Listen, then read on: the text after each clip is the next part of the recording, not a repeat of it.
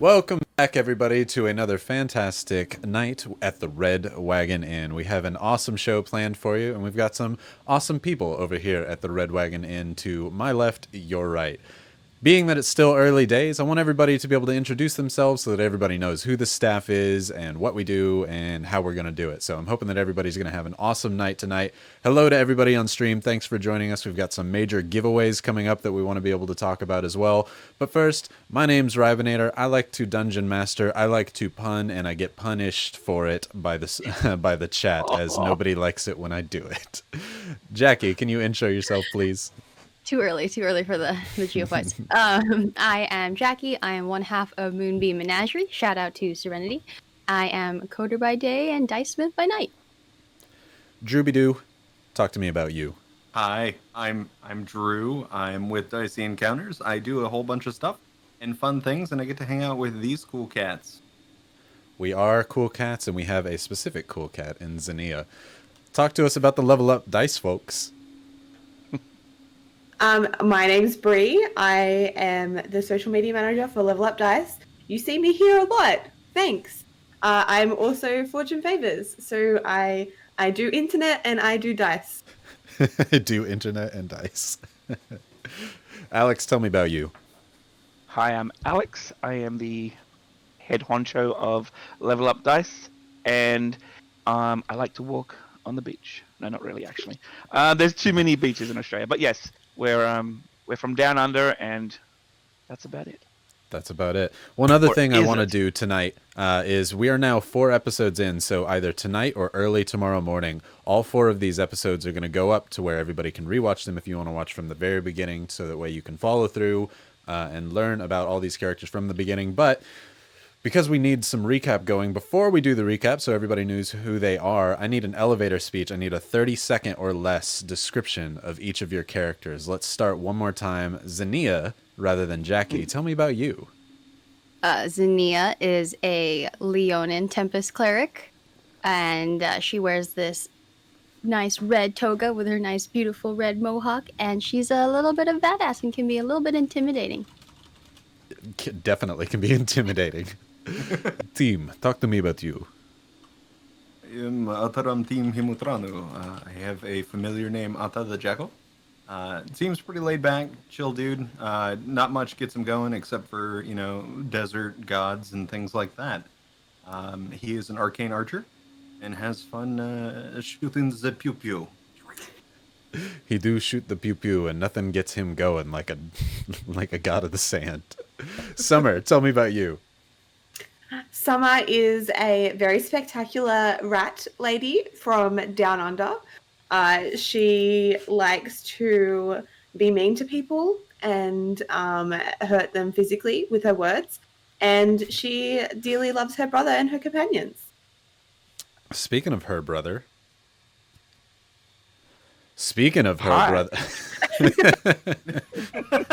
I am one half of the Sultan Summer, or some of us call us Summer Salt. And I am a little rat folk who likes to jump around, spin about, and do nefarious things when everyone's paying attention to my glorious sister. Fantastic. So, if you want to learn a little bit more about them, the episodes will be on YouTube here pretty soon. I'm probably going to post them up onto my channel in a unlisted area, just a playlist where you can all start watching them from the very beginning, because these are 4 hours long, and it's hard to catch all of them every time. And, Tuesday night, we want to make sure that you're here, but some of you can't be here on Tuesday night every time. So, I want to talk about 2 more things.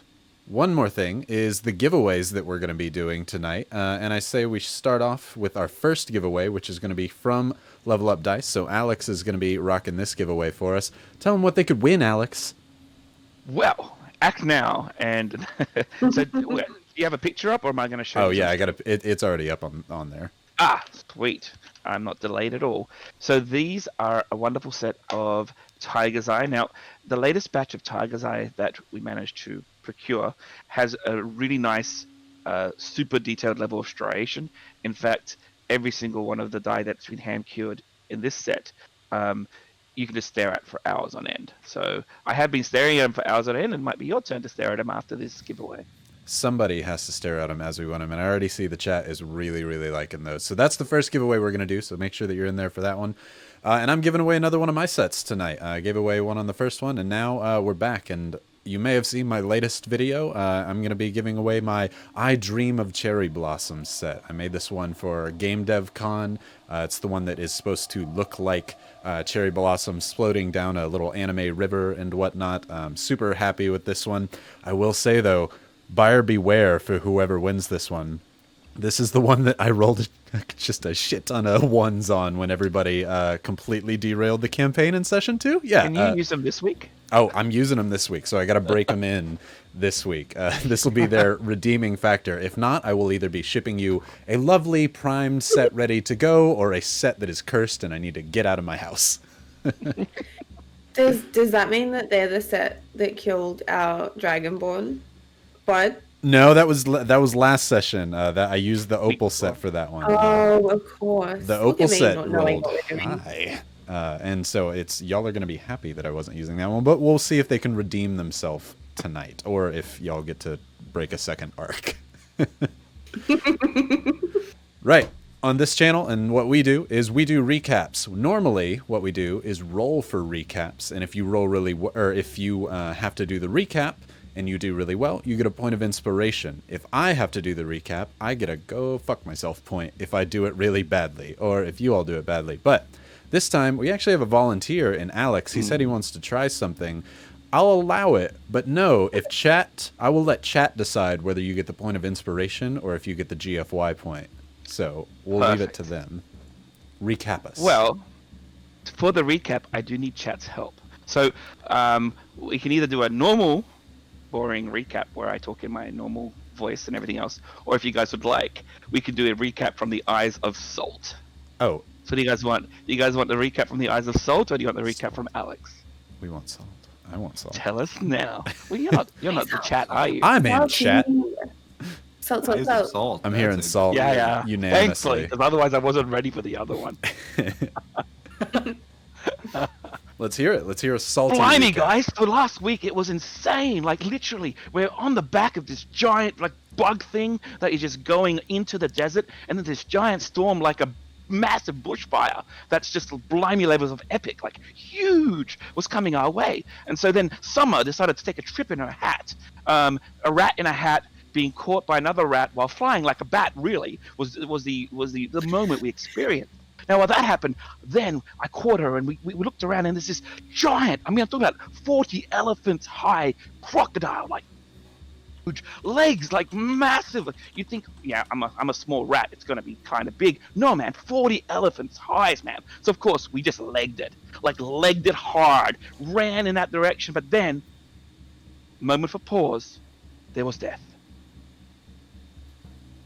So then, after the death, we finally got some good sleep, man. Wait, no, it wasn't really a sleep. It was more like a bath in the sand, hot sand. But, you know, it definitely helped with the complexion. Definitely felt that. And we found a giant hole, just huge, with a pyramid, like a volcano hole inside it. That's a hole inside a hole, guys, like volcano-ish. So after much deliberation, something was thrown down. We went down there and saw a magical fire with so many statues. Now, these were big. These weren't 40 elephants big. They were maybe like 2-3 elephants big, but still big, right? And even for a rat. And you know what I'm saying, right? Yeah, you got it. Cool. Then there was potentially people. I know, like people down a hole, like a volcano surrounded by everything crazy, man. So after much scurrying around, because that's what we do, we found a group of tieflings. Now, I call these group Ex Machina tieflings because they've been everywhere. In fact, they've been there so much that they've been around more often than some of our support characters. You know what I'm saying? So anyway, of course that means it's time for team to recruit them. And you know, we've been pretty good on a track record of recruiting. 50% of our recruits are still here. Whoop, moment for pause. Anyway, so we end with a sarcophagus, which of course has to be opened. There we go. Absolutely beautiful golf clap. He doesn't get an inspiration. I never I've won. already an got one though, it inspiration doesn't matter. Golf clap, golf clap. All right, chat. Is this a go fuck yourself, or is this a inspiration point here? I know which way I'm leaning, but everyone is saying you did rhyme a lot. No, that was wonderful. What was it? The rat in Absolutely. a hat being caught by another rat flying like a bat. That one did give me pause. I'll say.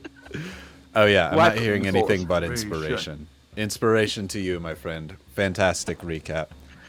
I Thank will do a brief one, a salt translation on a few things, just to let people know where they are. After a bunch of sand cleared and they got essentially combed in the sand for a few hours, they are now deep inside a pyramid, and they walked downstairs into a new room. When they first entered the pyramid, there were 4 types of statues, 8 statues in total, all kind of guarding a little entryways.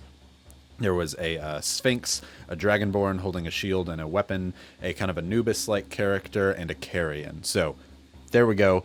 You're recapped. They are down there now. They've gone over and through some traps down to the bottom. So, that was wonderful. Anything else we got to bring up before we get started? Loving it. Let's get going. Everybody, pull up a chair, grab a drink. It's time to hang out at the Red Wagon Inn. So, as you previously described, currently, Jackie and Summer are in the room with the 2 tieflings that they've briefly met as Jackie helped bring the female tiefling back to life, or prevented her from dying. It's kind of up in the air on what had happened and how far gone she was at that point. Team Salt and Robert, their Dragonborn paladin friend, who is traveling along with them, who is the brother of the man who did pass away, are currently in where a large sarcophagus was. There's basically 2 stone-like hands that reach up from the sarcophagus that look like something is supposed to be laid on top of the sarcophagus, very much like a weapon rack. Recently, Team just put his spear on there, and as he did so, he felt a wave of healing energy. He didn't know that that came from Xenia, as she was in the other room doing prayer of healing to everybody. So Team Salt and Robert are very aware that putting the spear on this weapon rack, essentially on the top of this coffin or sarcophagus, healed them. And so that is their current thought process. At the end of that, as you were about to walk back into the other room, Team Salt and Robert, suddenly, everyone, not just Team Salt and Robert, hear a loud, thunderous, when you can feel the ground kind of shake beneath your feet. You can see bits of dust and tiny pieces of rock from the sandstone inside this pyramid fall downward. It doesn't look like anything in your room has specifically fallen. However, there are still rumblings and echoes within this pyramid. As the 2 tieflings kind of look over at both of you, Xenia and Summer, like, what did you do? What is going on? What did you hit on the way in? As you continually hear a rumble. I need everybody to roll me a perception check. And I will do so as well for the NPCs. Starting off strong tonight. 5. 5. 11. What do we got, ladies? Math. 13. We got math. 13.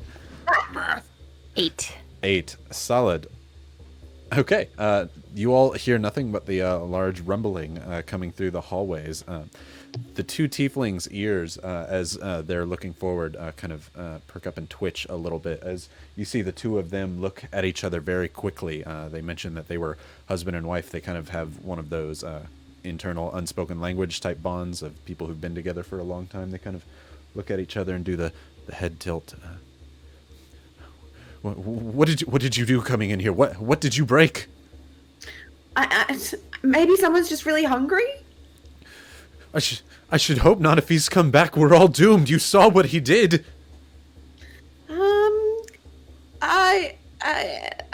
I think we should probably. I don't know. What did you do? What did you touch? Team Salt and Robert, you can hear, because you're not very far off from where they are, sitting on that kind of row, that zigzag path going upwards of coffins and sarcophagus. You're not very far. You're maybe like 60, 70 feet from them at this point, so you can hear their raised voices kind of shouting, like, what did you do? What did you touch, back and forth between each other in there now, as you all are still in the large sarcophagus room. Should probably head back. Well, actually, didn't we open the sarcophagus? Oh yeah, we kind of ended at you all opening it, didn't we? What's inside? Correct. Yeah. So right at that time, as you all are doing that stone sound of pushing stone off of stone. That's where we stopped it last time. As all this shaking is going on, that's where you hear Summer, as well as Zinnia and the others arguing in there. You push it off to the end, and you see what is very much an embalmed figure wrapped in cloth around his arms, kind of holding them down and steady to the ground. His face very dog-like. Roll a history check for Team Salt and Robert. All right, that's 18, so 19, Ooh. 21. 21. 16. 21 and 16. It is very canine.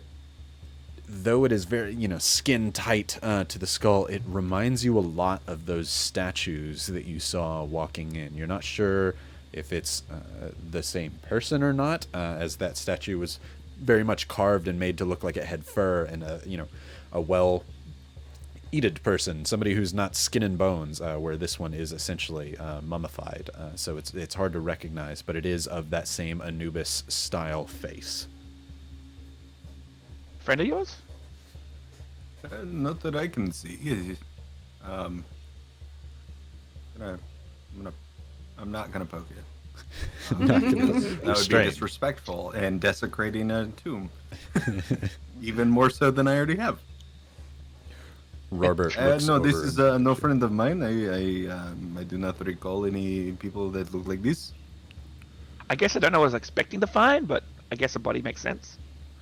roll I mean, if a I'm going to be truthful, and then he's gonna start hearing them talking high pitch. He's like, I wonder what's going on in another room. as you mentioned that, Salt, you roll me an investigation real quick at advantage, because this is a dead Because it's- body. Dead body. Well, at least as Yay. far as I know.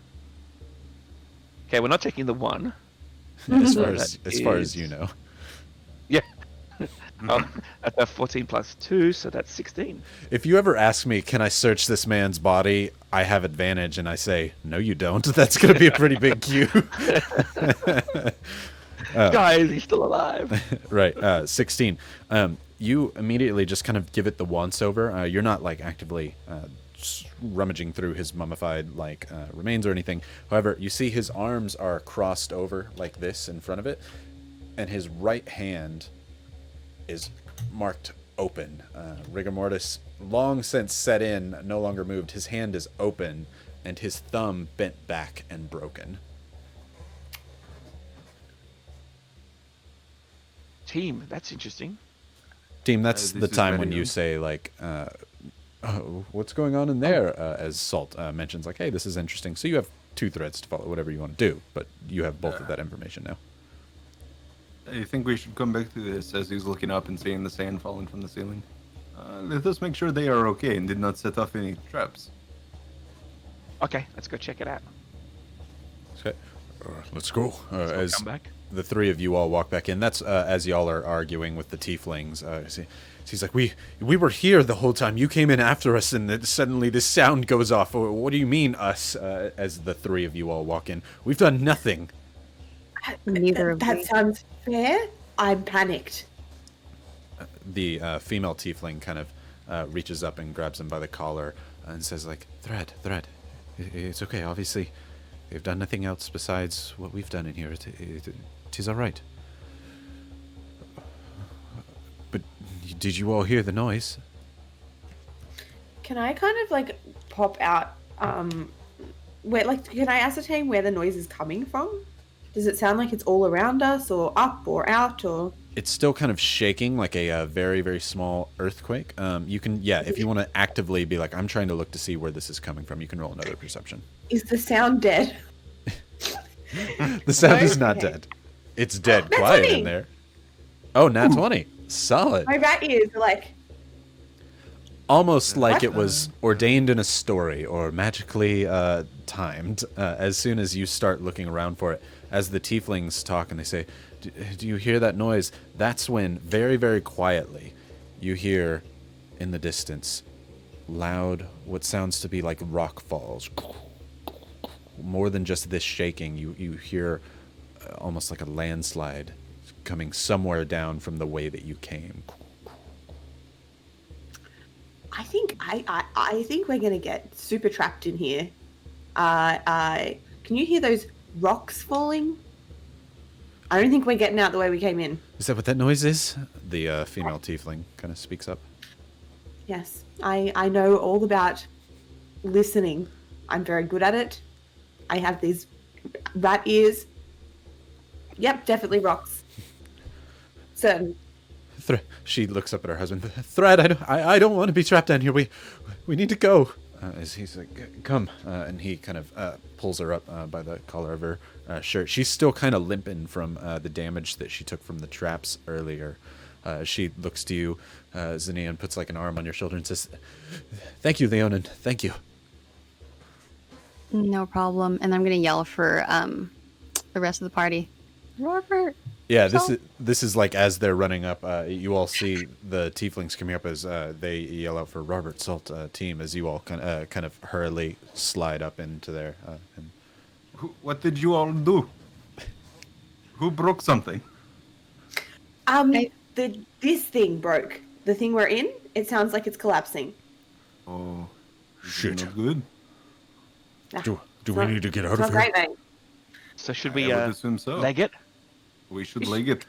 Should leg it. Leg it. Let's go. As Robert then helps kind of with the tiefling woman, he grabs her other arm there as she's still kind of limping with the man to try and help her walk as best she can to get out of there. You all exit what is the equivalent of, not sarcophagus necessarily, but like a stone urn room where you were before and where you found the tieflings, out into the hallway before you find the same room that you saw before with all of the symbols onto the grounds. However, now looking into this room, you see something that wasn't here before. You see a large chunk of sandstone that has fallen down and landed on one of the actual stones from before that is not one of the good ones. It seems to have landed on the sunlight stone, and as such, you can see two of the Anubi across from each other with scorching rays of laser hot fire shooting from one hand across to each other, creating a near pass wall of this scorching ray, kind of going up and down, bringing forward this laser-like obstacle in front of you in the middle of the room. How high are the flames? Or tall, I guess. They're about 5 feet tall as they're holding them there. They're both blasting downward into this stone that is on this one specific spot. They seem to have some sort of mechanism or magic that causes them to aim at whatever's standing on improper squares. As we mentioned before, chat, this room has a couple different symbols. It's got like a pyramid or sphinx head. It's also got the sun. It's got crops and like pottery and life, and then it's got a skull on it. So this one has fallen on a sunstone. My friend, still it able to- looks like we have to be like my old bandit friend, Catherine Zeta-Jones. She deeps beneath lasers. Whoa. Can I still climb around? Do I give Again, you a like- GFY? I'm thinking about it, but Salt, you had a question? Chat.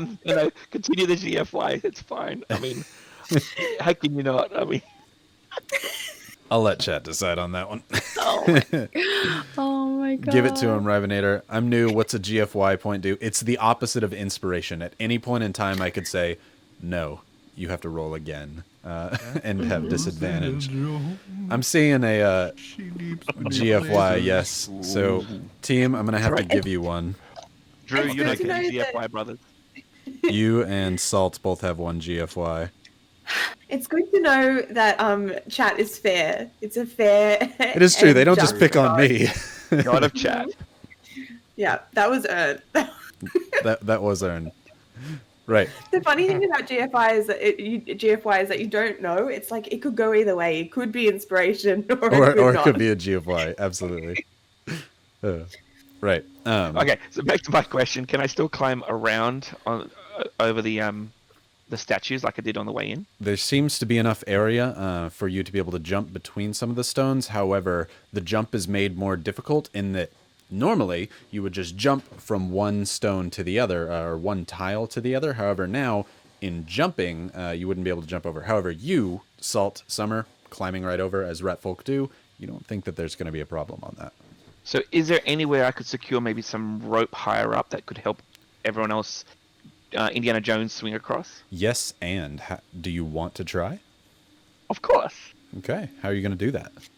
I'm going to scurry up, find a location I can tie a rope to, and then tie a rope to it. Okay, so you climb on up to the sides of this room full of Anubis statues, all holding their hands out. 2 of them holding their hands out with laser beams, fire coming out of them. And you climb up onto the walls. Rat folks is a homebrew race, everybody. They are allowed to climb on walls. That's just what they do. They're rats. So as you start moving and hopping around, you're looking for a way to tie the rope off to something. There doesn't seem to be much besides Anubi heads that you'd really be able to tie the rope to. And What that about the arm itself? you could try and go on the arm, and it might be able to let them sneak under it. The arm's only maybe like 7 or 8 feet up, so Gotcha. you'd get some advantage on it, depending on where you're trying to land. But you could definitely tie a rope over one of the arms of the currently flaming one if you'd like, to see if that would help. Sure, I'm game. Sounds good. I You tie have the rope. rope in your The pack? fancy quality. Yes, I do. Sounds good. So as y'all are in there, you can hear the rumbling once more, as if something else has caused the pyramid itself to shake. And as such, more rocks fall. However, you don't see or notice that there is any sort of larger rocks going to fall in this room again as of yet.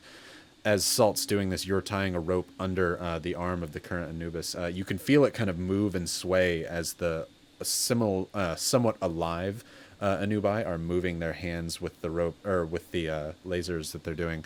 So it's kind of moving as you're doing it. However, you are able to tie something off. I need a sleight of hand check to see how strong your rope tying is.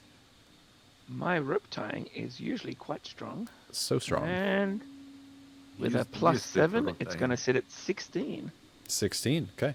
You are pretty certain that you have a solid rope on there. As you cinch it off on the end, it only has to dangle, again, like the 8 feet down, but it's the equivalent of like having a rope on like a monkey bar in a kid's gym, to where it could help you in your acrobatic leap from one tile to the next, if people choose to go under his arm.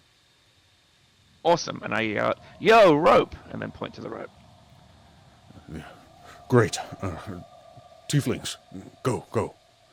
As they kind of look back, all right, you've got this. As he lets his wife go up to it first, as she kind of limps up into the stones that show off the plants and life in general.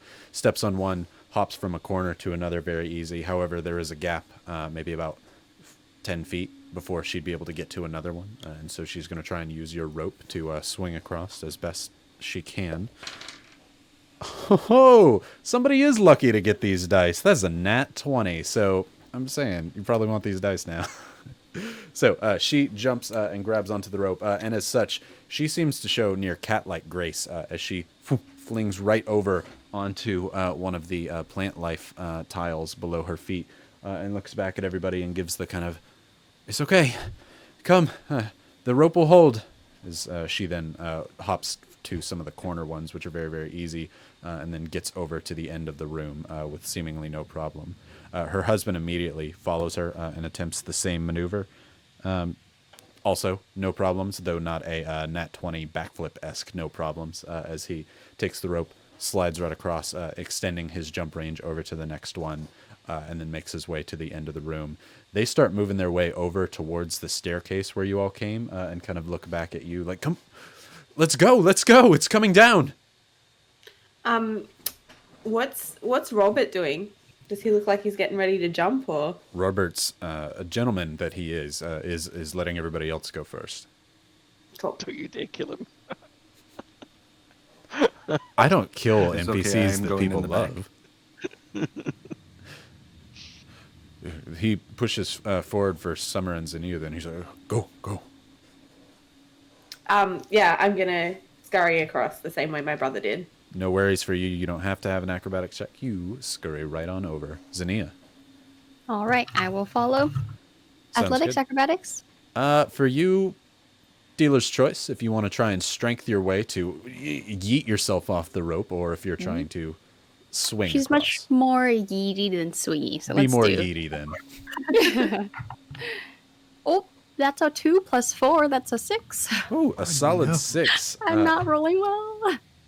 As you try and swing across, because this is only like 8 feet up and you're 6 feet on your own, you just don't get much give out of it. You might have been better off just jumping yourself, and as such, you fall kind of on your stomach on the stone before it, which happens to be one of the skull ones. As you turn over, and you can see the Anubis above you and the one across the side shoot out a blast of fire from a scorching ray from these things as they shoot your way, as you take 6 points of fire damage from the Anubis before the blast sends you flying forward the direction you wanted to go, luckily, into the next tile there with the plant life on it.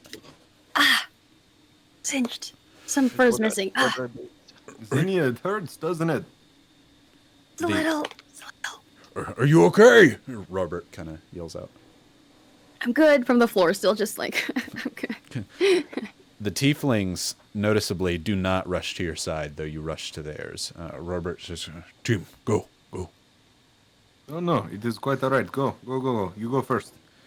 Robert sees the rope, and he's just not very comfortable with it. He does, however, have a pretty long spear, wink, as he runs up to the tile and sticks it in. Hold on. Pole Hold on. vaults. As he goes, I sing, "Go, Robert, you're our man. If you can't jump it, no one can." And I give him bardic inspiration. Ooh, wonderful. That is good. So as he's pole vaulting like a cheerleader in the background at a track meet, he's literally bends his spear to try and get much more length on this one. Let's see. He is immediately going to use that bardic inspiration. So good use of it. Is that a D6 at your level, I think? Yes. Sounds good. That's exactly what he needed. As Robert, you can see he wasn't going to make it as the spear's kind of bending, but you're like, if he can't do it, no one can. He uses this now newfound desire to jump and makes his way all the way over to the other platform there right next to you, Zinnia, as he reaches down to help you up and move you all off of those. Team, it's just you on the other side right now. Chat says Before I do that my they thing, Sorry. yep, I was going to say Medusa says that they have inspiration from last week and they want to give it to Robert. Ooh, I don't know. Whenever he That's needs it. Hey, he is a cleric of the god of chatter and gossip. I think chatter and gossip should be able to help him out when it needs it. For sure. We'll keep that inspo in mind, Medusa. If it becomes available, I'll say that you get to choose tonight if you think he needs to use it. So just voice yourself in chat.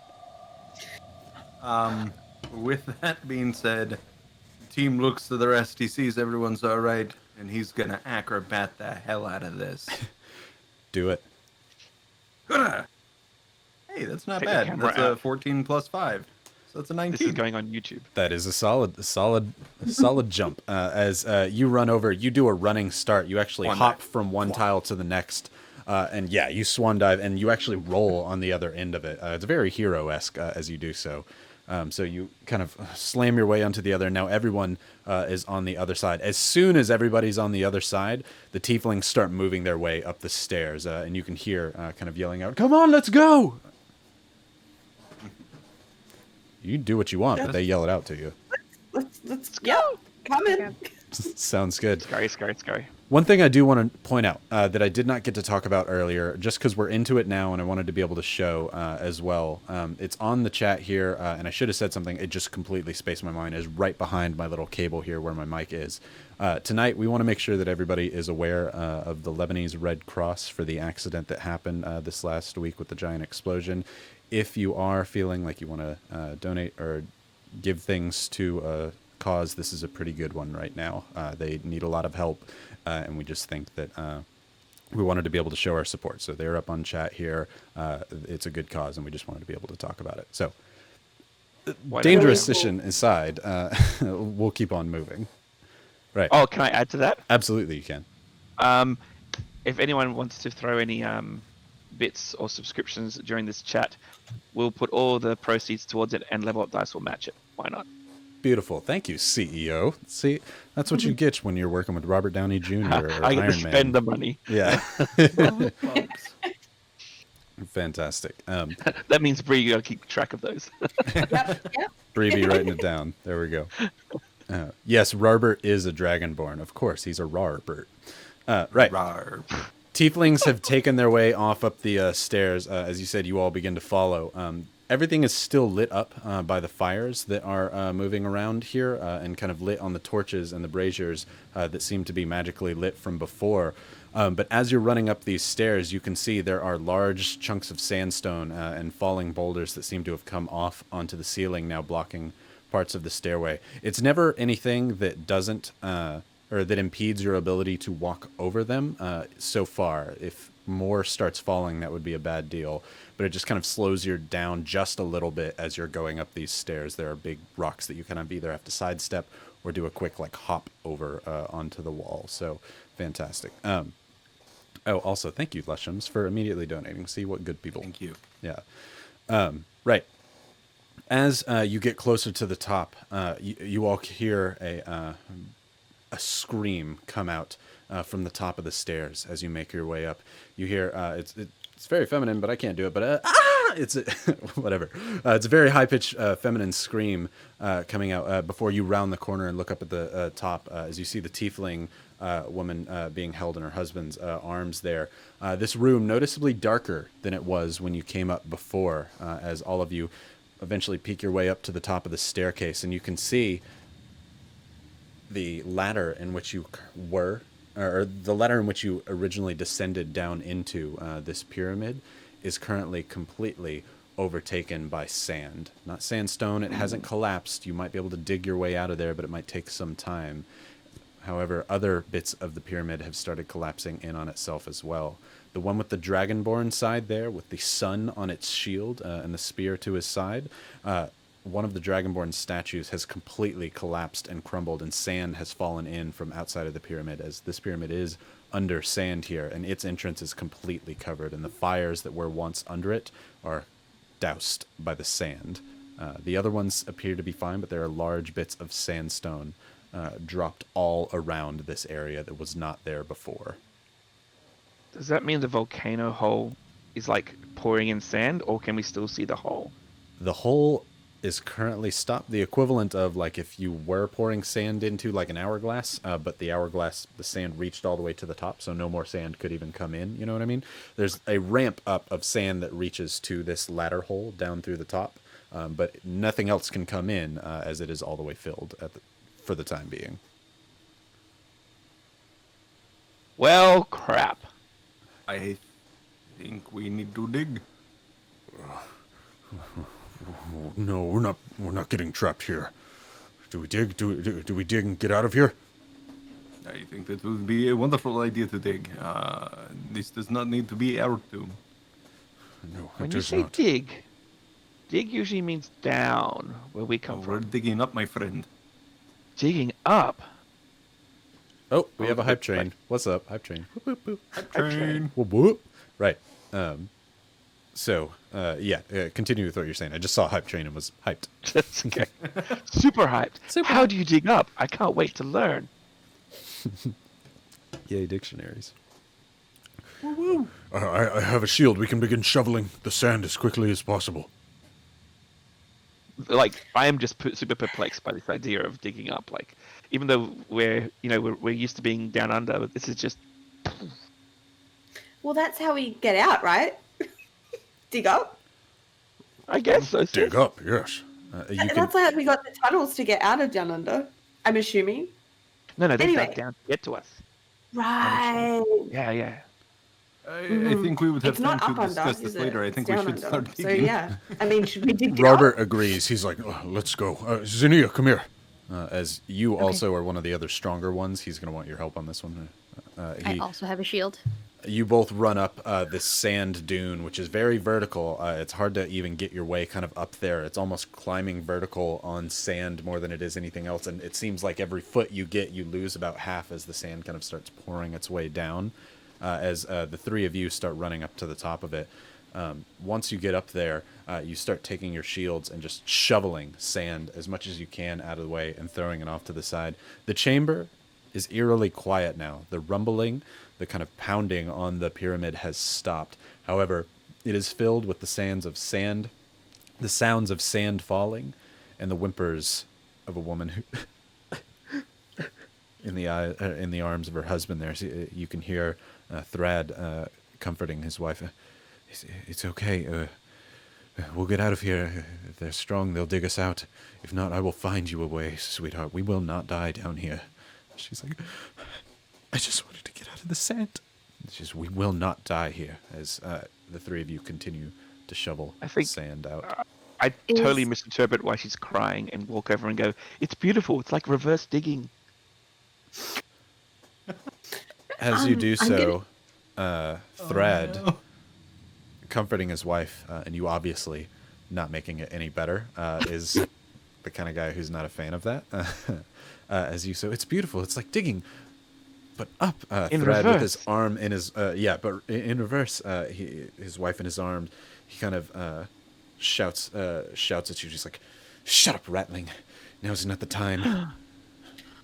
Excuse you, as I turn around and say as I'm digging. Again, digging as well with my shield. Look over and say, "You would be wise to be kind to that one, or we will leave you both here." My friends. Oh. He kind of looks up at you all. He's like, "This is not the time for childlike jokes and gestures. This is horrible." I mean, you could help dig, mate. Don't you have like magic-y things that can make things? You mean you did to my nose, right? Couldn't you do that to the sand? You want me to do this? You want me to? And he shoots his hand out forward, and a black blast of energy goes into the sand, which causes a little kind of puff of sand that blows out, but it doesn't really do anything. He says, you think that's helpful? I'll do it if you want me to, but I just don't find it helpful. Do you? I think No, but saving her, sitting there bitching won't do anything either. Ooh, love it. and I think saving your wife's life is helpful too, isn't it? So do something. Ooh, roll an intimidation, You little Zinnia. bitch. Oh no! I'm not. Okay, different dice. Oh, okay, that's a 19. Ooh, all right. Let's see here. The most intimidating. As you kind of, with your lion voice, roll, like, why don't you help? It kind of echoes through the chamber here. He kind of stands up, and his wife kind of stops sobbing for a second. Everybody kind of looks at Zinnia as he lets go of his wife and says, "Sit down.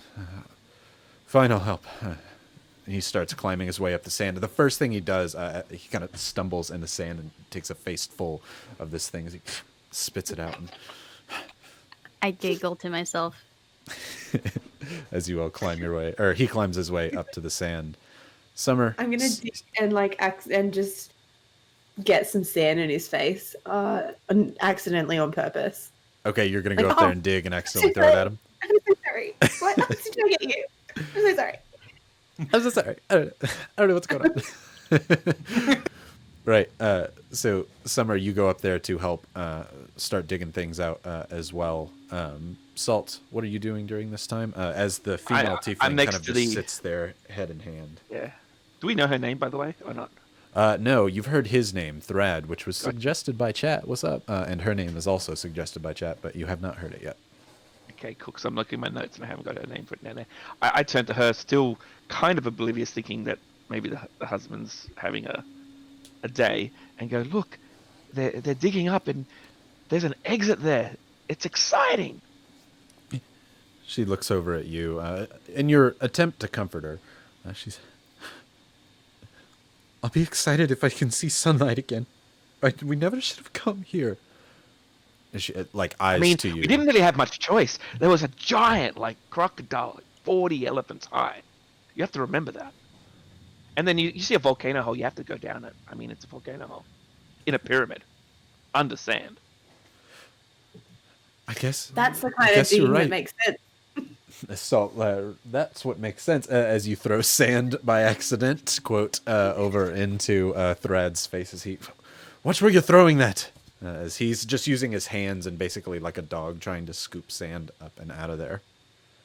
I need those of you digging up there to roll me a athletics check. If you have a shield, you can do it at advantage. Nice. 17. 17. Robert 15. is 15. Twins. Also 15. Ooh, good thing we had advantage for Robert. 15. And what was yours, Zinnia? Also 15? Yes. Fantastic. Solid group check all around, actually. As you shovel, and you guys take a solid 5 minutes just shoveling sand, your arms starting to get tired as you're literally picking up like a sandbag's worth of sand every time you use your shield to scoop some out and throw it down. You're it's hard work, it's tough work, but you are able to make some headway into it. The group of you, luckily all going on to the same side here, which there's sand still piled up and around this kind of volcano hole on the other side. However, your side is where you're digging out and down and just trying to get as much sand out of one corner as you possibly can. And in doing so, you throw the sand, throw the sand, throw the sand.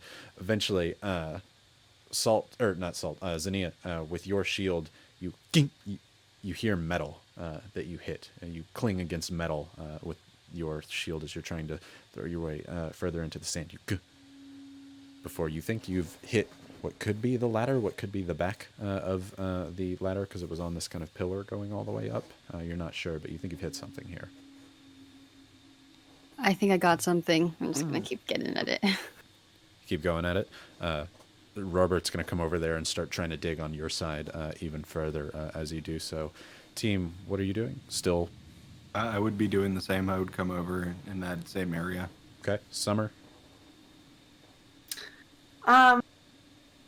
Yeah, same. Just gonna kind of stay together, kind of see what we can see and make out. Sounds good. The tiefling Thrad does not come over to the rest of where you are. He's just trying to dig on his side, which he wasn't helping much in the first place, so you just kind of let it be. The act of him having to do this is enough for you.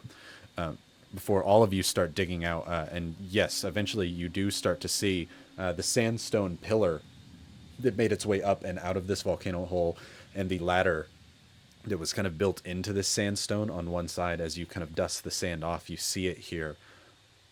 But as you do so, you start to get more and more worried. You were expecting to see light come out of this hole that you've dug yourself through.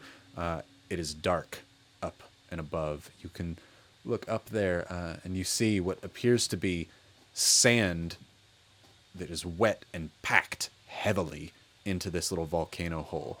You can definitely climb up, crawl your way out, but this has a possibility of being a very Minecraft sand situation. Dig on some sand. There's about 100 feet of sand packed in above you, possibly. It could just be a foot, but there's no way to know. Did we just reverse dig? That's too many negatives, man. I don't know what's going on. It Looks really like it's feels down, not up. It feels like something doesn't want us to go out there, right? Like, does it seem like something trapped us in here? Wet. It's wet, right? Yes. Robert's about to reach up to it before he stops himself. It looks to be. I don't want to touch it. Yeah, like this doesn't seem like a freak accident. Is that right? Is that what we're kind of getting, DM, from this situation? You're Something's getting the whatever whole- you interpret from this It doesn't situation, really rain in the player. desert, right? Team's Can I gonna like reach up. respect it a bit more? Sorry. Yeah, absolutely. What's team doing? He's gonna reach up and not enough to like break it, but gently run the bone along the sand and see what color moisture this is. Okay, sounds good. Summer, roll a investigation, and team will say that's basically what you're doing as well. So also roll me an investigation. 13. 13. 13. 13, solid. Oh, just looking at it, it's hard to tell. This is just essentially it's a shade darker. Like if you're at the beach, where it's darker closer to the water. That's what you're getting so far. Just from the angle that you're at, it's really kind of hard to tell. You'd have to get like a sampling of it to really see. it could be easy to pull some and move out of the way if you're not directly under it. Who knows? But you'd have to do a little bit more thorough investigation on it. Robert will give himself a shot at it as well. Robert knows nothing. Fair. I'm sure he knows something, just not about this. He knows about gossip and chat. I'm gonna take out a torch real quick and look at it a little bit better. Okay. You can roll another investigation then with the light. I remember Penguin von Cool and immediately take my hat off. As you take it. Oh my That god. was close one, right, bud? We need like a system where you knock on the hat or something. I totally forgot about you. I'm like your best friend. I You forget about me? I love you. I love Forget about dearly. you.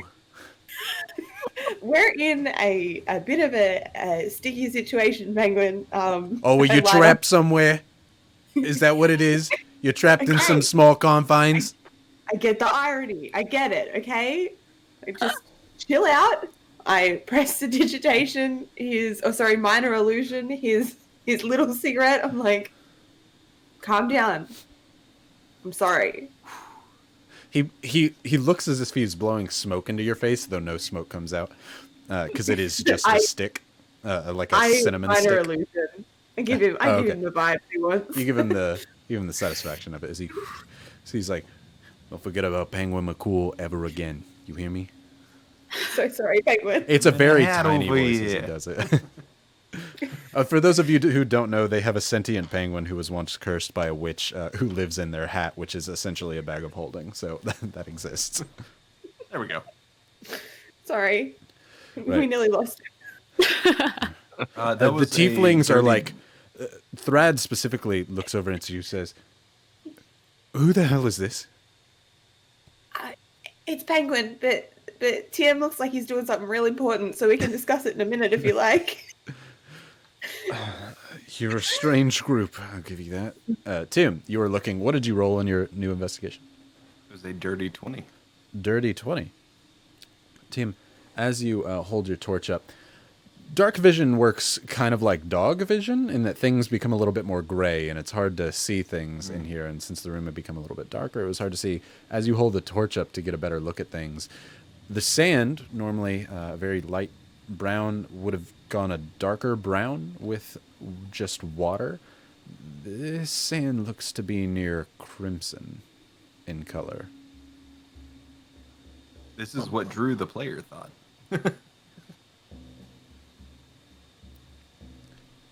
Do you share this? I have some Yeah. bad news. This is very red up here. The moisture is red. We are not near red water. This is not good. Strawberries. Robert looks over at you. Strawberries. Red, Penguin's red like, yeah, they're little fruits. When Yep. he assumes Robert has no idea what a strawberry is. Mm-hmm. I know, but it's not. What do you think that is? I'm sorry, Drew's face is just. So mischievous. Also feeling bad that strawberries, and that was his brother's favorite porridge. Oh, I didn't even Anyways. connect it. No. Yeah. Yeah. Oh, now I want to give Brie a GF1. Just kidding. No! Just kidding. Just kidding. I mean, I knew, but it was purely I mean, a accidental. GF5 for forgetting. For forgetting. How dare you? My assumption would be that this is blood. This is blood caked up, but it is quite a bit of blood. Thread kind of joins over. Blood. Guts.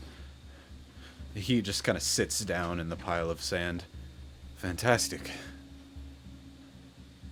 Just great. Just great. No, I'm very glad that we dug out of here. Glad that we came down in here. I'm glad that we escaped from a monster to be trapped in a pile of bloody sand. No one said trapped, but you're with us now. It's amazing because we are amazing. And to be fair, it could have been very worse for you. Could have been your strawberries. I mean, blood. he starts walking down the sand to his wife, and as he's doing so, he's just like, "We're screwed. We're screwed."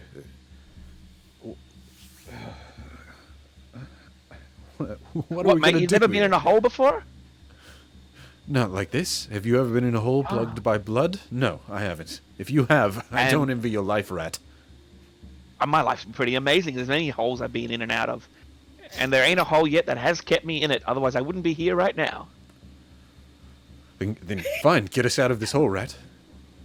Done! All right. Team's gonna stop. He sees that Salt's super happy about this, but Team's getting pissed off. The rat has a name, and its name is Salt. Salt. Fine. Salt. Get us out of here. If you want to go climb through a cork plug of blood, be my guest. I mean, I've climbed for worse. I do not think it would be a bad idea. Only problem is, when we got here, there was no blood cake on top. Which means this is something new. There was a large shaking noises. Do you think Ufazela followed us? The Thrad kind of looks over at you. He can't. No. He wasn't. Ufazela did not come for the hours that we were here before you. If he followed you.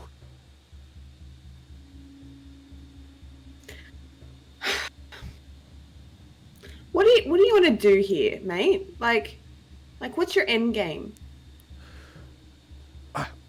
I don't know. I've never been stuck in a situation like this. I'm frazzled a little bit. I understand you're very panicked. Look, we're not feeling great. None of us are feeling great. We can only assume that that's some bad stuff that's happening up there. But we can't help that we're all in here together. We didn't do this to you, okay? Now, your wife would have been dead if our friend didn't heal her. So I think you need to just calm down. Would you like a puff of McCall's calm stick? Will that help you?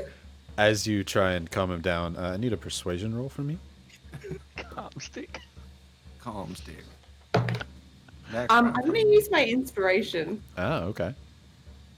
from last week. Cool. 21. Variety Rain says Thrad is the annoying guy in all disaster movies.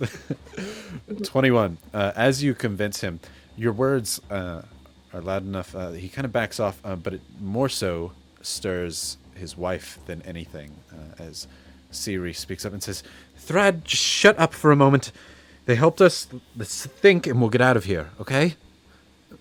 I'm sorry. Just stop talking. Just stop talking, honey." I love you, but stop. Basically, is he's, I'm sorry. I'm sorry, Salt. We got this. Don't worry. And I'm gonna scurry up to the hole. Okay. I was gonna say, I think me and Salt are up at the top, staring at this blood brick. Yeah, Salt walks up to there as you, team Xenia, Robert, the whole group actually, that is your group now, is up there at this bloody salt plug in this volcano hole. Not like these. So, I can dig, but you can't breathe, right? Yes. You, This is good teamwork. I like where your Yeah, mind yeah, is yeah. going. you don't breathe? Do you see Where's he lungs? gonna breathe, I buddy? just found this out recently myself. I don't know why I was so condescending there. I apologize, Robert. Oh, yeah, I didn't think of that. I thought you had to do it somehow. It is fine. I did not think of it either. I was out of breath running. Long story short, we don't have time for this. It's kind very of, Doctor Who conversation. Like, there's some weird timey-wimey things going. Whatever. We don't talk about it. Jeremy. I'm gonna sort of suggest, hey team, you wanna like pick me up, and I'm just gonna do this, and you just point it up, and we'll see what happens. I like it. Wait, do we know how much further we have from the top of the entry point? You climb down about 150 feet. You're 50 feet up about by now on this sand pile. So there's It probably was about 10 down 100 unders. feet. Yeah. 10 down unders. At 10 down. least Got it. 25 elephants. That conversion rate's Sounds kind of like- confusing. This You don't sounds like a understand? very good idea, Salt. The rest of you should move away from this area in case everything collapses and we all die. Sounds good? Yeah, be careful, you two. Gee, God. As Robert kind of moves, It's a bleak way to look at things. Fine. Once you die once, it does not bother you the second time. Let's go, Salt. And he's gonna hold him up. okay. While I'm scratching, I'm also going to activate Pepper's Tail, and Pepper's Tail is going to help shifting any sand away from my face if possible. Prior to doing that, Zinnia, Summer, what are y'all doing? I'm going to keep an eye on the tieflings and Okay. and make sure they stay chill and kind of try and reassure the wife that we're going to be fine.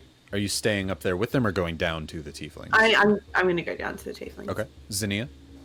I'm gonna stay up there and I'm going to watch. I think I want to cast something just in case anything goes bad, but I'm not gonna do it unless stuff goes downhill. Gonna hold an action?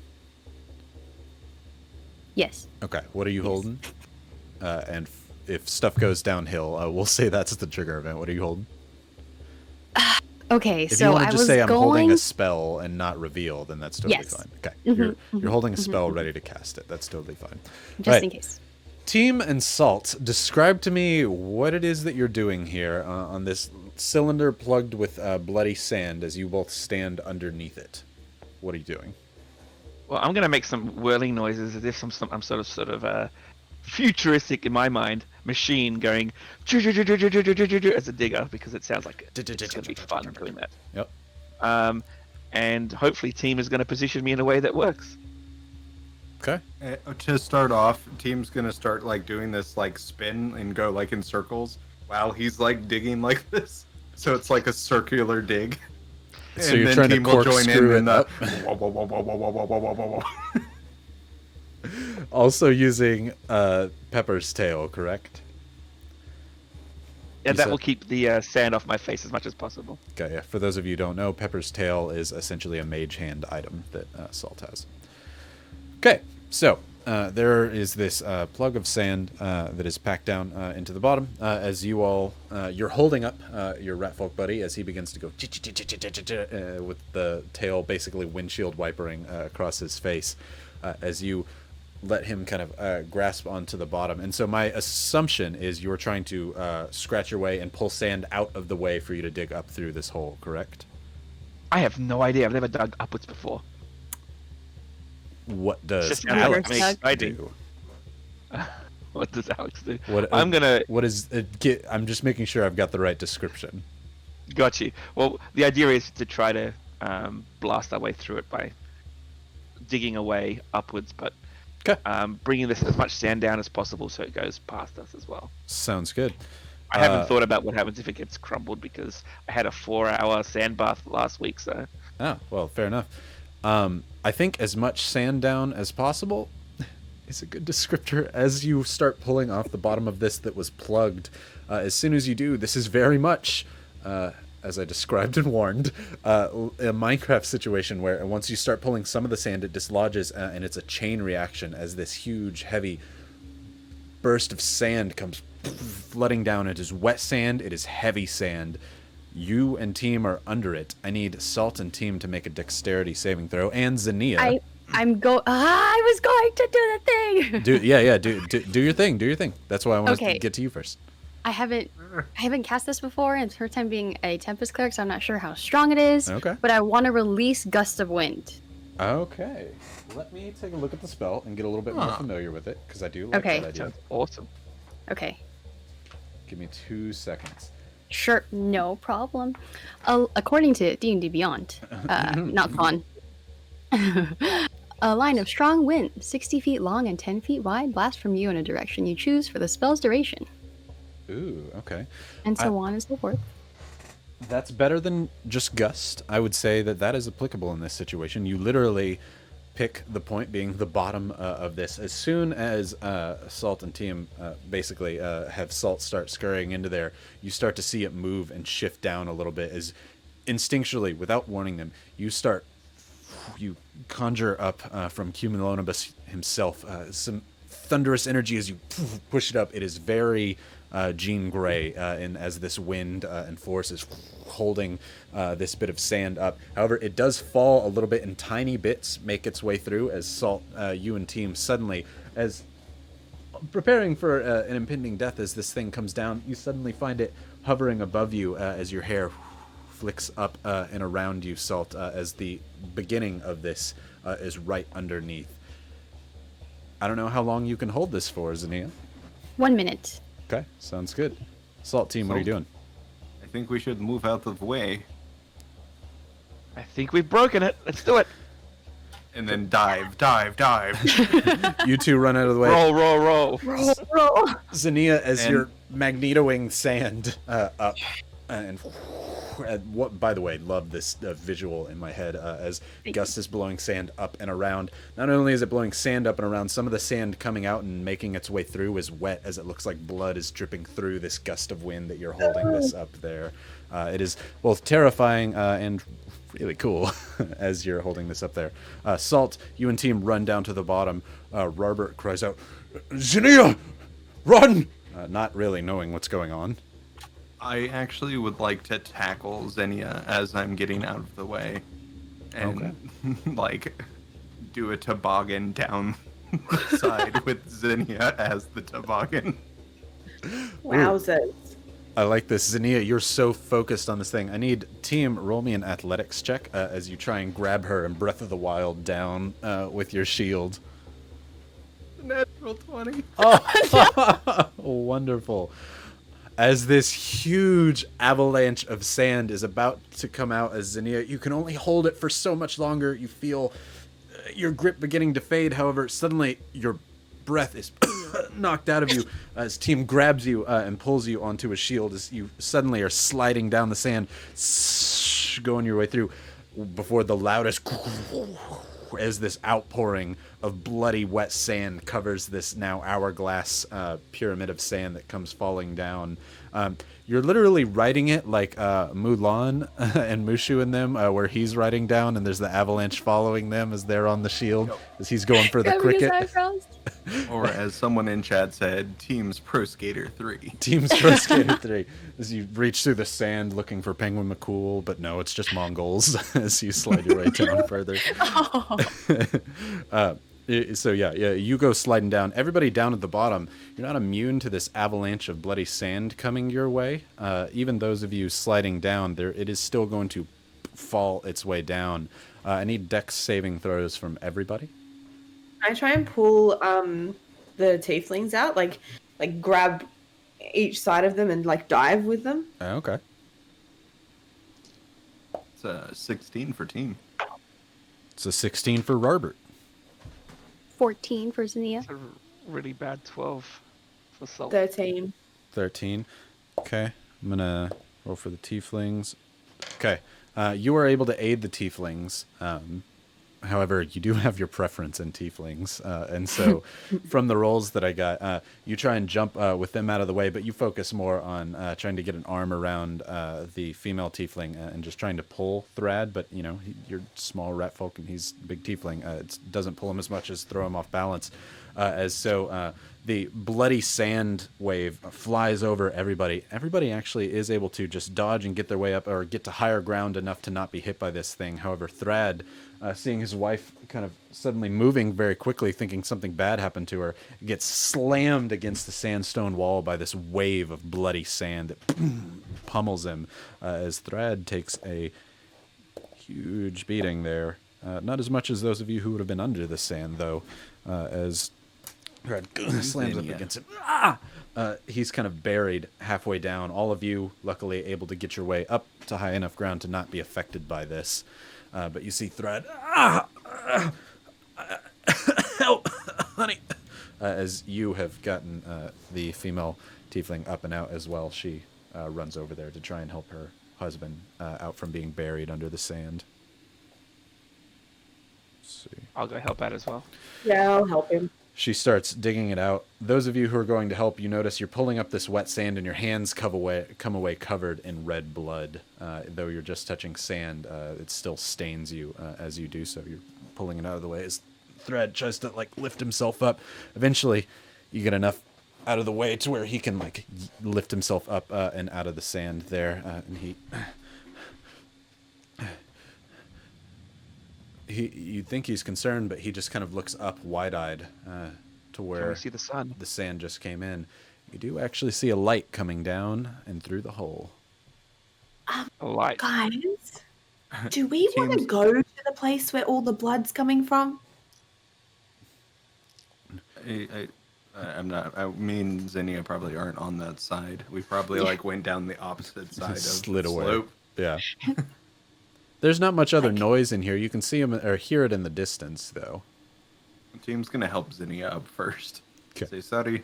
Thank you for saving us, and I, in return, make sure you don't die either. No worries. Glad you're okay. Just like, shake her mohawk, get the sound out of there. Shake my eyes. Blood sand goes everywhere. It's the most metal look ever. You are literally a bone skeleton with tattoos covered in bloody sand dripping down Someone your face. draw it, So frickin' metal, it's not even funny. please. Love it. Please. Right. As currently, you can hear nothing but the sound of the wind over the hole at the top coming down. It is faint from where you're at, but you can see the sunlight. And you can see a I'll way scurry out. back up. Salt, you immediately run up to where the ladder is, looking up and out. There appears to be a shadow looming over the hole there, as if something is up and near where the entrance is, but it's not moving currently. And there appears to be an unblocked path upward. There's still some of the sand like stuck to the side. However, you can see all the way up and out to the end. Before, as you're looking up, suddenly you feel like a wet drop on your forehead as you wipe it off. You see yet more blood on your hand as you... appears to be whatever is up there is dripping blood down into this hole. I convey what I can see. Yelling it back down.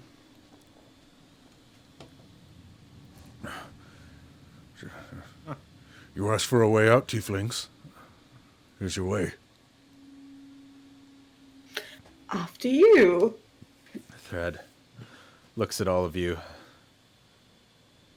Thank you. Thank you. He stands up. This time, his wife holding him up and helping him to kind of walk on this sand, as they both are not used to walking in sand, period, let alone this kind of wet, beachy sand that's at a slope, as they both kind of make their way up. As they pull their hands, like using it to steady themselves up this sand, they pull it away, and it doesn't even look like their hands are bloody, as they are blood-red tieflings walking their way up. Not all tieflings are blood-red, but these happen to be. As they start climbing their way up this dune towards you, Salt, and towards the exit. Did What are he you all drop doing? Did he drop anything when he got hit by the sand wave? Are you over there investigating? Oh, I'm far away. Never mind. Dang You it. can be, if you want to walk over and look. I was Yes. gonna say we would probably be headed back over that way. Okay. All right. As all of you regroup over with Summer and Rarbert at the place where they were, save Salt, who is up at the hole currently. Salt, the two tieflings are headed up your way. Zinnia, if your first thought is to loot and investigate, yeah, roll me an investigation roll. All right. Ooh, 14. 14. You're looking around, and you're not certain that they dropped anything. They might have. However, it is very much going to be apparent if you want to look further that you're going to be digging through the spot where he just came out of. That's up to you if you'd like to or not. But at a cursory investigation, you don't see anything. I'll take mental note, and if they're like up there and out of eyesight, then I'll go for it. But not if they can see. Okay. Currently, they're just making their way up to the top. It's going to take just a second as they get up there. What's everybody doing? Is Can I- Salt at the top? Salt is at the top currently. I am. Okay. Can I work out how many bowls of porridge worth of blood there is? Are we trying to create millimeters, centimeters, and meters through bowls of porridge, baby elephants, big elephants? It just kind of goes up and up and up. The chat has gone crazy on units of measurement. I don't know Oh what my I've gosh. started. I love it. I hear yes, yes, yes, yes. I would like to know how much blood, like how many people, how many bowls of porridge are we talking? Like this is. You're looking I at count enough 1,600. sand, enough wet sand to fill up a 100 feet tube that's about 5 feet around.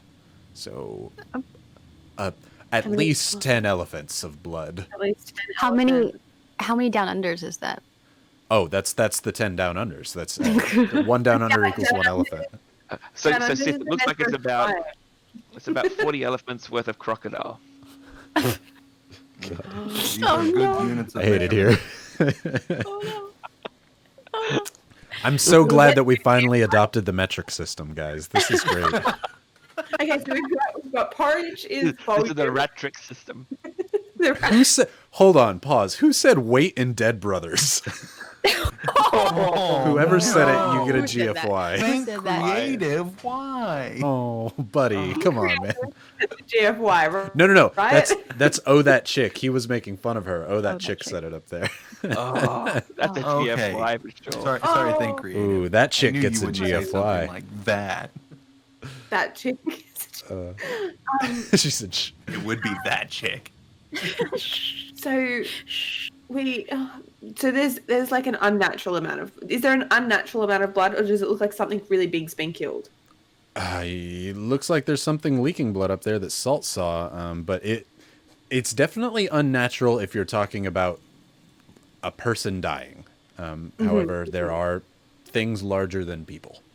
Like a giant train bug. I was going to say, can I use my knowledge of the centibus to figure out what its blood color was? If I recall correctly, it was green. You absolutely can. Yes, I will roll history. Go for it. That was a 5. 5. You remember sand in your face and getting the hell out of there when you were in that fight. I do not know anything of the centibus. No, nothing. At about this time, the tieflings have made their way to the ratter lungs, and they look over at you, Salt, as he says, I'm sorry, man. No hard feelings, Salt. Dude, holes do this to people, man. I mean, there's this one time in this hole, but we'll talk about it over some ale. But I get it. Let's just get out of here, eh? I agree. You go first, honey, as he kind of helps her. No. Oh. I'll go first, and then I scurry out. Yeah, of course. How do you know he wasn't talking about you when he said honey? Yeah, you scurry up Well, the we'll talk ladder about that first. later. Yeah. Over the porridge, as you start climbing your way up. They kind of wait there then to let you go up and find your way out first. This is basically like walking on land for you, only a little bit slower. You're able to get to the top very, very quickly, being a ratful. You scurry up. You think using a ladder is a crutch, but it's probably good to do it this time since the walls are covered in blood. You could slip as you make your way all the way to the top.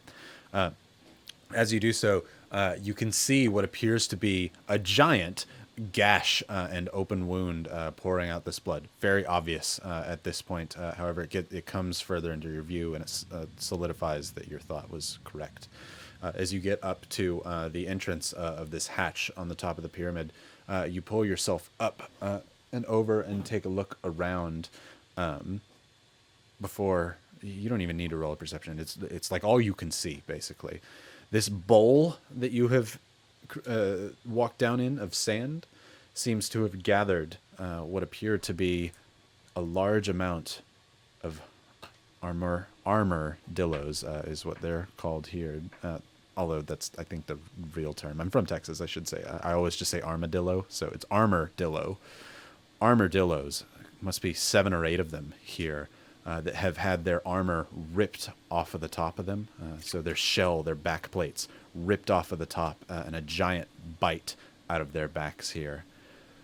Whatever has a mouth that's big enough to do this, or the strength big enough to rip the armor off of an armadillo, you have no desire to meet again. However, you think you might know what it is. I yell back, not even thinking that I'm going to be loud. I think the 40 elephant crocodile's here again. That's a bit loud.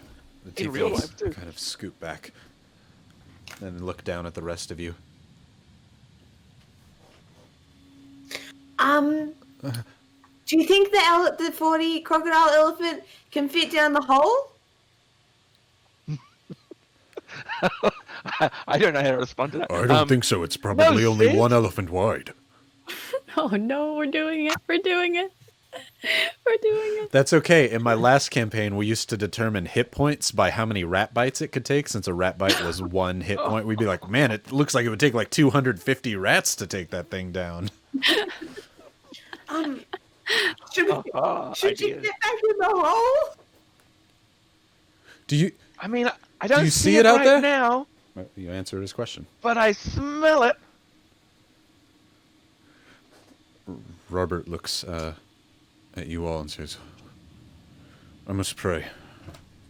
Robert leans down and basically T-bows himself down, hand on his fist there. And by praying, he is a cleric to the chat gods. He's asking for guidance on how Robert should interpret this situation. If he should think like, You know how this went down last time. should we go out of here? Should we try and stay in? What are we doing? So what do the gods of chatter and gossip think that Robert should have as his outlook on the situation? Not saying that's the group's outlook. That's specifically Robert's situation. We need like a chat decides screen where it's just like Right. A quick. I'll add that. It's just Twintig like biting through a dice until he's finished, and he's like, "What did you decide?" That needs to be a thing. Right. That's so great. I'm seeing a lot of get out and runs. Get out, run, Yeah. leg it, Get out of the GTFO. hole. I think that's what they're Leg it. saying. Mhm. Okay, he's going to Leg interpret it. it as that. As he, I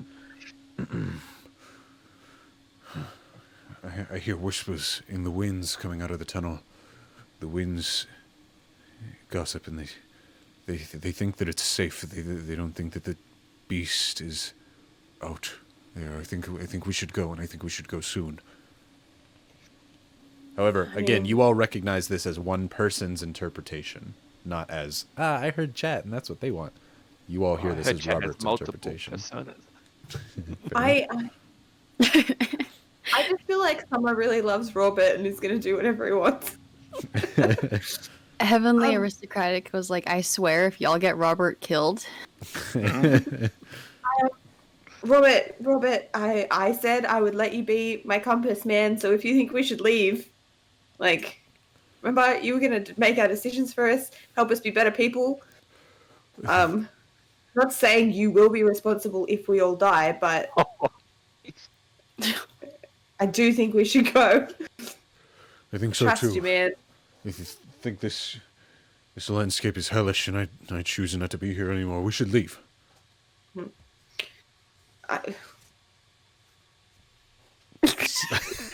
What was that? One more time, Bree? But you have to make sure you get all the chins. Yeah. Please don't clip that. You turn into Ed from 90 Day Fiancé. We gotta get out of here. Oh no! Oh no! As you all immediately climb your way up and out of the Oh, sand. And that's how Brie never went on any more dates ever again. Good thing I'm married. Good thing you're married, yeah. Right. Somebody said it's clipped already. Good. Oh no! So, Bree and Robert are running out of there. Salt's already at the top. What are you doing, Team Zania? Zanina, who did it be? She's gonna look around, also kind of like dig her foot in the sand to see if the tieflings dropped anything. You can roll one more investigation. Okay. Alright. Oh, that's a 7. 7. You feel blood on your boots and sand. Great. And then she's gonna look around, and I mean, it's basically just full of sand and destruction in here. Kind of. The Dragonborn statue and entryway is completely collapsed. However, the Carrion and the Sphinx one, their entryways, though now there's bloody sand at the bottom of them, are still open and able to be walked through. Weird question. What was in the braziers? Was there wood like actively in there? There were in the ones up at the top where you lit them with your arrows and torches. However, throughout the rest of the area that you've been walking, it appeared to be almost like a magical fire, as if oil was there, though you saw no oil in the braziers and the torches. Well, I just wanted a souvenir. Okay, Zinnia, we should get out of here. She's just While gonna we look still can. longingly back and like, I think you're right. I think we should. Okay. It's either that or we could die in here. I do not need to eat, so essentially I could be here forever. Like you said, this is not our tomb. Let's get out. We- As you all run up there, as seeing you all coming up, the tieflings decide, like, yeah, we're not going to stay here either. They start making their way up as Summer and Robert are getting closer to the ladder. They both start climbing their way up towards you, Salt, as you're now at the top of this bowl of armadillo Cocoa Puffs in sand, basically. It is bloody all around. However, the bowl was enough to pool the blood off of the sand and down into this one singular kind of hole and point here. And we're still in a bigger bowl, aren't we? Correct. You're in that bigger bowl of sand. Yeah. So I'll head up to the top of the bigger bowl if possible. Great. So you're going to try and climb up and over to the bigger bowl? Yep. Beautiful. You start making your way up as the tieflings are getting their way out of there, and everybody else is going to climb up the ladders as well and get on up and out. Salt, you run up to the large bowl of sand where down at the bottom is the entrance to the pyramid for everybody in chat. You climb up to the bowl of sand where it's basically the top of a dune here and are able to look out and around from where you're currently at. Roll me a perception check. Will do. And that is 15 plus numbers. 15 plus numbers. 16. 16 plus number. As you Plus number. look out and around, you're able to see where the sun is. It's maybe about 5 in the afternoon at this point. Sun will start setting soon-ish. But, you know, when you're in a vast desert, it takes a little bit longer than it does in, like, a mountain range. This is a homebrew and custom campaign, Isaac. All I do is homebrew. I just have fun with it. You look out and around on the sands and try and find something to spot where you are, and you see nothing but the vastness of dunes out and around as you look. However, once you look towards the south, you see a familiar sandstorm, much like the one that you were in today, heading away and further to the south.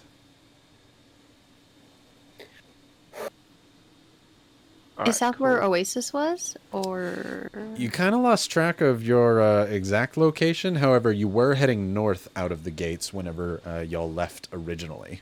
Yeah. At about this time, as you're looking around, that's when the rest of the group makes their way up and out of this thing as Robert helps pull Summer team, Zinnia, up and out of this as you're all kind of surrounded by this maze of armadillos, which are very, very large creatures sitting at the top of their hump, maybe about 10 feet tall. So you are surrounded by creatures, 1.5 elephants, surrounded by creatures that normally you wouldn't want to mess with. You don't know if your sword could even pierce their hide, but now they look so weak and frail. I need Team and Zinnia to roll me a survival check real quick. That's a flat 12. 12. What time of day is it? It's about 5 5-ish. o'clock, getting close to sunset. 17. 17. Team, you are more focused on all the crap that you just went through and a little bit too focused on making sure nobody falls into the hole to really take a look at this. However, Zinnia, your mind immediately goes to looking at, oh god, the blood running from these things is still fresh. These things were dropped here very, very recently. You put the time probably around the time you started hearing the shaking on the pyramid. I relay that to my friends. Friends. Friends. Do you think that like are any of these animals alive? You could I roll a don't think survival so. or a perception to take a look around. Yeah. Are they within yelling distance as well? Just asking. Oh, yeah, yeah. You're like maybe about 80 feet up or diagonal to them from where you're at. Cool. About 8 20? elephants. Not now. Not now. 20. You start looking around at all of them. There's some where the blood is still pumping out pretty heavily as your feet and shoes are covered in that same kind of bloody sand as you look around. And you go over there to touch it and to see if anything happens before you kind of pound on it. You're not sure what level of sensitivity this creature has, and it kind of twitches at it. However, with your survival roll, you also notice that this seems to be almost like a fish kind of death twitch. It is dead, and you're more just hitting a nerve on it now. There don't appear to be any of these things still alive. Guys, it's killed all of them. Well, yes. About this time, I'll yell back up to the group. The giant, like, blimey bushfire thing is that away! He points opposite all of you, as if over all of you, as he is on the northern hill there, pointing back towards the south. And I have a feeling we should go north. Or whatever way north might be. What are the tieflings doing? Right now, they're mostly just trying to make sure that they have all their belongings and a way to get in and out of here. They're kind of checking their packs and looking each other up and down, seeing if there's anything that they can do to help each other out, etc. The wife now being healthier than he is, as he took a huge beating from that sand there. He's kind of holding himself there as she's checking his wounds, making sure that nothing's infected or anything like that. She's like, no, you're good to go. Don't. You have to watch out. You can't just pay attention. I can't lose you. As he's like, and I'm sorry. I was just in a rage, and my head was elsewhere. I'm sorry, honey. And she's like, just don't. She grabs him like by the horn, just like, don't do it again. She's like, I won't. As y'all are all so kind of preparing. What are y'all doing? What time is it? Like, what is it? Late? Is it early? It's going on? about 5 o'clock, getting closer to sunset. Okay. Hey, Only the Jackie, time, right? do you want to know what Jackie, time it you is? It could be different for everybody here. Yes. Oh yeah, it's about 5 o'clock. It's getting closer to sunset. Sorry, Bria, I had to pick on you. I was reading chat. I got distracted. It's alright. Sorry. Be less attentive to. I was in prayer. Okay. Just praying to the Nathan's gods. got a chat. Right. I sort of try to sign that people should be coming over and out Yeah, of I'm definitely the headed towards volcano Seoul. hole. Robert's gonna walk up that way as well. As he looks back at the tieflings, he's like, "Get out of here if I were you. Nightfall will hit soon." They're like, "Oh, we intend to, but we don't want to go that way. If you're heading north, we might follow by for the time being." Is Have you it heard of the much Better Chat? colder? Is it much colder? Yeah, like at night, does the temperature, is it going to be uncomfortably cold? Is it that kind of desert situation, or? Absolutely. It is hot, hot, hot during the day. Very, very cold at night. I was going to say, Summer, at least they are prepared for the cold weather. We have these coverings. Looking at them, some of them have like little holes in them from how sharp the sandstorm was that went through them, but it's still good covering. Absolutely, that you borrowed from the driver of the Centibus. Let's be real, he's probably dead now, so. Pouch that will never be looted. Yeah. Oh. You just have to dig all the way through the sand. It could be very Spaceballsy, just combing through the sand. Should we try and travel more at night and then rest during the day when it's warm? We'll say that y'all are talking about this as you're walking up to Salt and getting closer to the top there. I roll a survival or history Yeah, yes, you can. to see. I guess I should explain why. To see how hot it gets out in the middle of the scorch. Survival would be a good roll. Okay. Come on. Okay. Can you go in the dice tray? Thank you. That is a 16. With a name like the Scorch, it implies certain properties about the day. It gets very, very hot. If you don't have water, your normal, human function of like, yeah, 2 or 3 days without water, you're gonna die. It's more of a few hours without water, you're gonna die here. It just parches you, dehydrates you. You need some way to get through this. That's why a lot of people travel in those caravans that can go quickly. You can make it across the Scorch if you hurry, but you're going to have to be prepared, and it's going to be a rough journey, let alone getting across it. There are also beasties out in the Scorch, which is what makes it so damn dangerous. Now, my question is, what kind of heat are we talking? Are we talking like humid heat or dry heat or? Very dry heat. High Bones is very dry heat. There's no water out here except for Oasis. And we don't know where that is. Somebody said Robert is a Poladin because he asks chat, and love it. It's so good. Yeah, so It took me a little bit to get. Water. About this time, we'll say everybody has rejoined Salt up here, as Salt is able to point out. You see the sandstorm with the kind of the lightning all crackling around it, heading further south from where you currently are. Well, it seems So that way? Well, do you think that we've fully kind of explored what was going on down there? You're saying you want to mean, go yeah. back down? Well, it just seems like the danger came from up here, not down there, right? Like, are we done with there? We could take an opportunity to rest and to kind of gather ourselves. I mean, we're not the healthiest or most prepared to travel through a desert. This could also be its den. There was also a special place for the spear. Right, it healed us as we placed the spear on the pedestal. This is very true, but it only heals once. We did try it other times and it just didn't seem to work.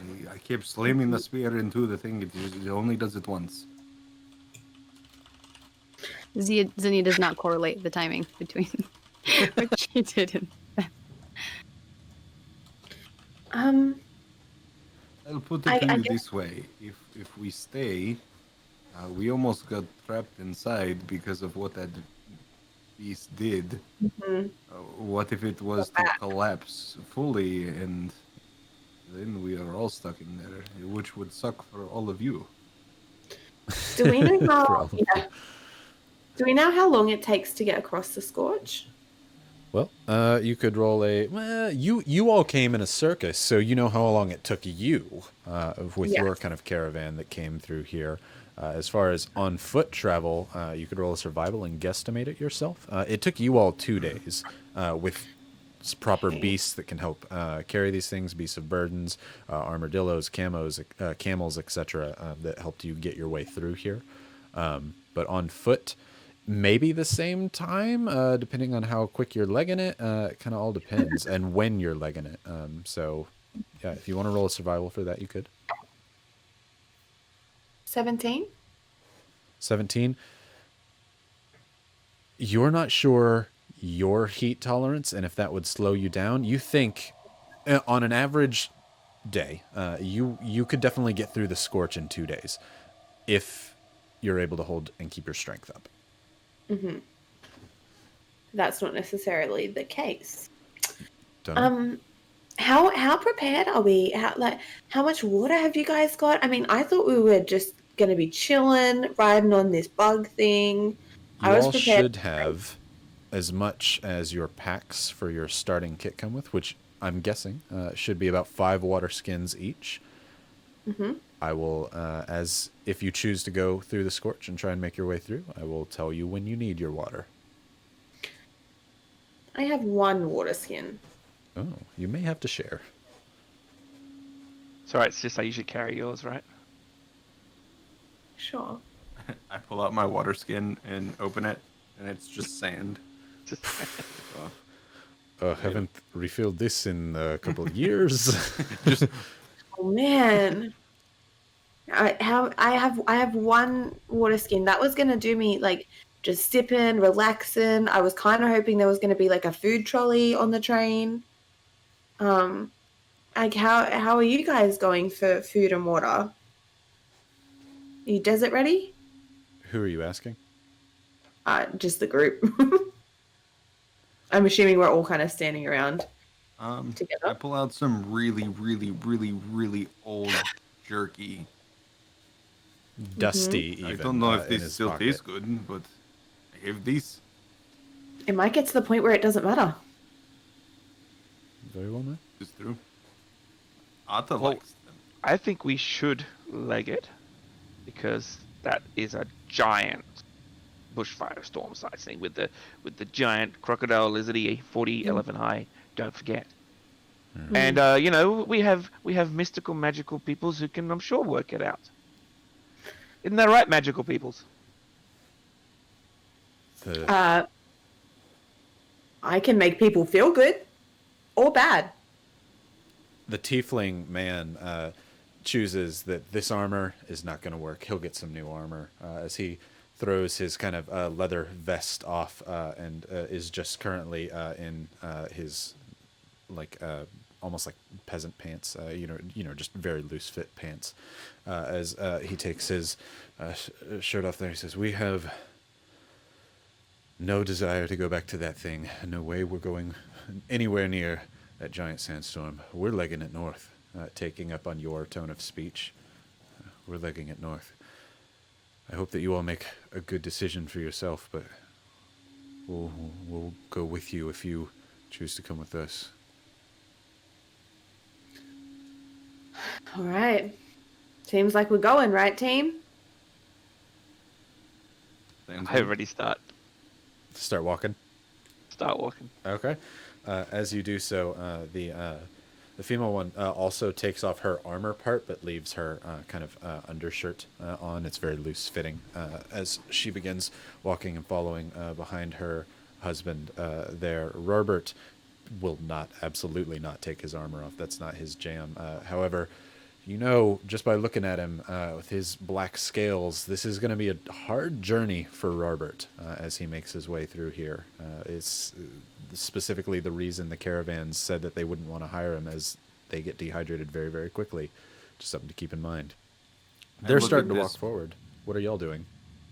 I look at this beautiful, beautiful man of a dragonborn, and I take off my cloak, and on the inside it's a nice, like, light tan color. And I go up, and I throw it over his head. And I said, "We do not need you dying out here, you fool." He flips it right around, looking at you now with no cloak on. It really accentuates how skinny you are. Literal bones, not skin and bones, just bones. As everyone kind of turns to look at you briefly as Robert says, Thank you, brother. It was already hot. you note that he calls you brother, something you tried to get him to do earlier, but he did not. However, this time he does say it. As he Give him nod. throws the cape over. You can see like his spear that he has over his shoulder. It kind of pokes up on the cape. However, it's got like a cap, a little leather cap on it, so it's not gonna like just puncture through your thing and just completely f it up as he's walking. I have horns too. Yeah, that's true. Robert Robert just like seems fit to his be horns better. where my horns go. No, not his horns, his spear. Oh. The blade of the Oh, spear. yes. He has like covers over it, so it's not gonna yeah. just screw your thing up. As Robert is walking, team Xenia, Summer, what are y'all doing? Salt said he's walking. Oh yeah, walking. Gonna More follow. like skipping, really. Skipping. Salt, Yeah, yeah, carefree. Gonna follow and just be like, if worst comes to worst, I think I can make water somehow. I gotta do it in the morning though. That sounds good to me. How are you feeling, Penguin? Let's see. You haven't put the hat back on yet, correct? I put the hat back on, but he's outside of the okay. hat. Oh, okay. So you pop him out and start carrying him Yeah. then. He looks so cool with his golden rings and watches over his flippers that you all stole before. As he's like, should have brought some fish with us, but we'll make it through. I'm not too worried Are you about it. out of your catfish already? What did you think I was gonna do? Just let him sit in there and stank the place up? Of course I ate the fish. You know that they don't stink when they're in there. Well, you're not in there. What do you know? It's not real time, Penguin Von Cool. Okay, we'll see what we can do. I don't think you're getting much fish for a You're while. literally holding him like a teddy bear, and he like points his flipper over to Salt. He's like, Salt, teach your sister some logic here. If fish, when they sit out in the hot sun, they smells. It's not a good look for nobody. Penguin, 6 years and I haven't been able to. What do you expect from me? As It would actually turn into fish jerky out here. Very dry heat. oh, you want me to eat hardtack out here? No. Well, I hope your better belly's than full, dying. Penguin. Because it's going to be It's a cooler while. inside, isn't it? You can What get do- back in the hat. What do you mean it's going to be a while? When are we stopping? When's the rest? Do you see? Do you see anywhere for me to get you fish, Penguin? I'm perplexed. I'm like, wait, you're always resting. What are you talking about? Hey, it's a hard job being stuck in a tiny dimension like that. You got to float around. You got nothing to do. You got to keep yourself I entertained. will gladly take your place, little one. Do Hey, you want to waddle, Penguin? Because I can put you down and you can waddle. send me down. As you do, he goes, pick me up. The sand is very hot on his penguin feet. He can't wear boots or anything. Pick me up. Never mind. I'll take you up on that offer some other time, bone boy. As he blows on the cigar stick, which is just a cinnamon stick. All right, whatever. Whatever he. Let's keep going. Back in the hat. Team's gonna look down to Ada. He's gonna give him the command, Ida Habib, Nazraton, Yatiru. Ada's gonna jump out and start flying around and keeping watch around us, like a perimeter. Atta flies up and around. You want to just keep him just overhead, just kind of slowly floating around. Yep. So it was go, watch, and fly. So pretty much if he sees anything to come let me know. Okay. Do you want him to be like scouting ahead or just floating over trying to Just a warn you nice of- perimeter around Okay, us. sounds good. So he's going to kind of slowly circle around, never really out of sight, only ever maybe like 100 feet in any specific direction, enough just for him to at least give you some warning if he sees anything. Right. You all are heading further north and into the sands. I think, logically, since we are at 8:50 here, I think that's a good time to stop and take a little bit of a break. So we're going to pause here until 8:55, so 7 minutes. A little 7-minute break, but during the 7-minute break, everybody in chat, make sure, if you haven't yet, enter for the giveaway of the Level Up Dice Tiger's Eye set, which one more time, let's show what those look like here on screen. You guys don't want to miss out on this. Absolutely. So make sure that you enter doing !LUD, and we will be back in 7 minutes for everybody. Sound good? Sounds good. Amazing. Sounds good. We'll see y'all in just a little bit. Make sure you grab a drink because we have some stuff to do out in the desert. Oh man. Welcome back, everybody. Hope you had a good break. I think it's time to give away some Level Up dice. So we're going to give it one more minute to make sure you get your entries in for the Level Up Tiger's Eye set, which is absolutely gorgeous. Here it is one more time if you haven't seen it just yet. Good luck to everybody on there. However, while we're doing that, I want to make sure I talk about a few things. So we got one more minute for you to do that. And as we're doing that, I want to show two things. I saw Babotogay talked in chat saying, have I shown the art? No, I didn't, because I knew you'd be here and I wanted to wait for you, buddy. How about everybody take a look at Babotogay's God of Chat art and how awesome it looks. This is you all, and this is who Robert prays to currently, the God of Chat, the many-faced God of Chatter and Whisper. And I just think it's so cool looking as a concept. I absolutely love it. So fantastic job, Babotogay, on that art. I think it looks so cool, and yeah, I'm here for it. Other thing. normally we always do art from Safi Chan. So this coming week, Safi Chan took a break on this one because this coming Sunday, she's actually going to be starting some streams here on Level Up Dice as well. She's going to pick one scene from each episode that we do. And turn it into art like she has previously. So if we want like Xenia holding up the sands of blood with her wind, etc., she may do that one. She can be influenced by you all. If you want to check her out Sunday nights at 8 p.m. Eastern Standard Time on this channel and say you can watch the art be made, or convince her what scene should be done. So also to add on to that, Ryan, I believe one of the 5 of us will also be on there with her interchanging. So you'll get to chat with the cast too. Heck yeah, so we can go hang out there. You may or may not know who that person is this week. I believe Drew's on vacation, so it's not going to be you, Drew. We will work it out. We will get somebody this coming week. And Maybe then Salt will have to jump on. last bit of announcement right before we release the dice. I'm just trying to keep your attention right before the giveaway. We have our special guest star next week, who I now finally get to reveal. If you don't know him, his name is Gil Ramirez, and he is absolutely awesome. He is the vlogsmith. He makes the dice for Critical Role, which is kind of cool. And so he's going to be joining us as a expert dice maker, and he's going to be a NPC character, etc. for next week. So super excited to have Gil, who wanted to come join us on this one. So yay to Gil. We'll see him next week. So make sure you don't miss that session, because it's going to be a good one with Gil here. Right. And then the classic quote from that, "Don't fuck me, Gil." That's that guy. Don't fuck me, Gil. Right. So let's give away some dice. Let's do some drum rolls. Are you ready for this, Bree? Let's get some dice going. All right. 3, 2, 1. Entries are closed. Entries are closed. Who we got? All right. Bizarre Todd. Bizarre Todd. Bizarre Hey, Todd. I saw Todd over at the Lore Forge recently, so welcome to all different things. Congratulations, Todd. All yours, buddy.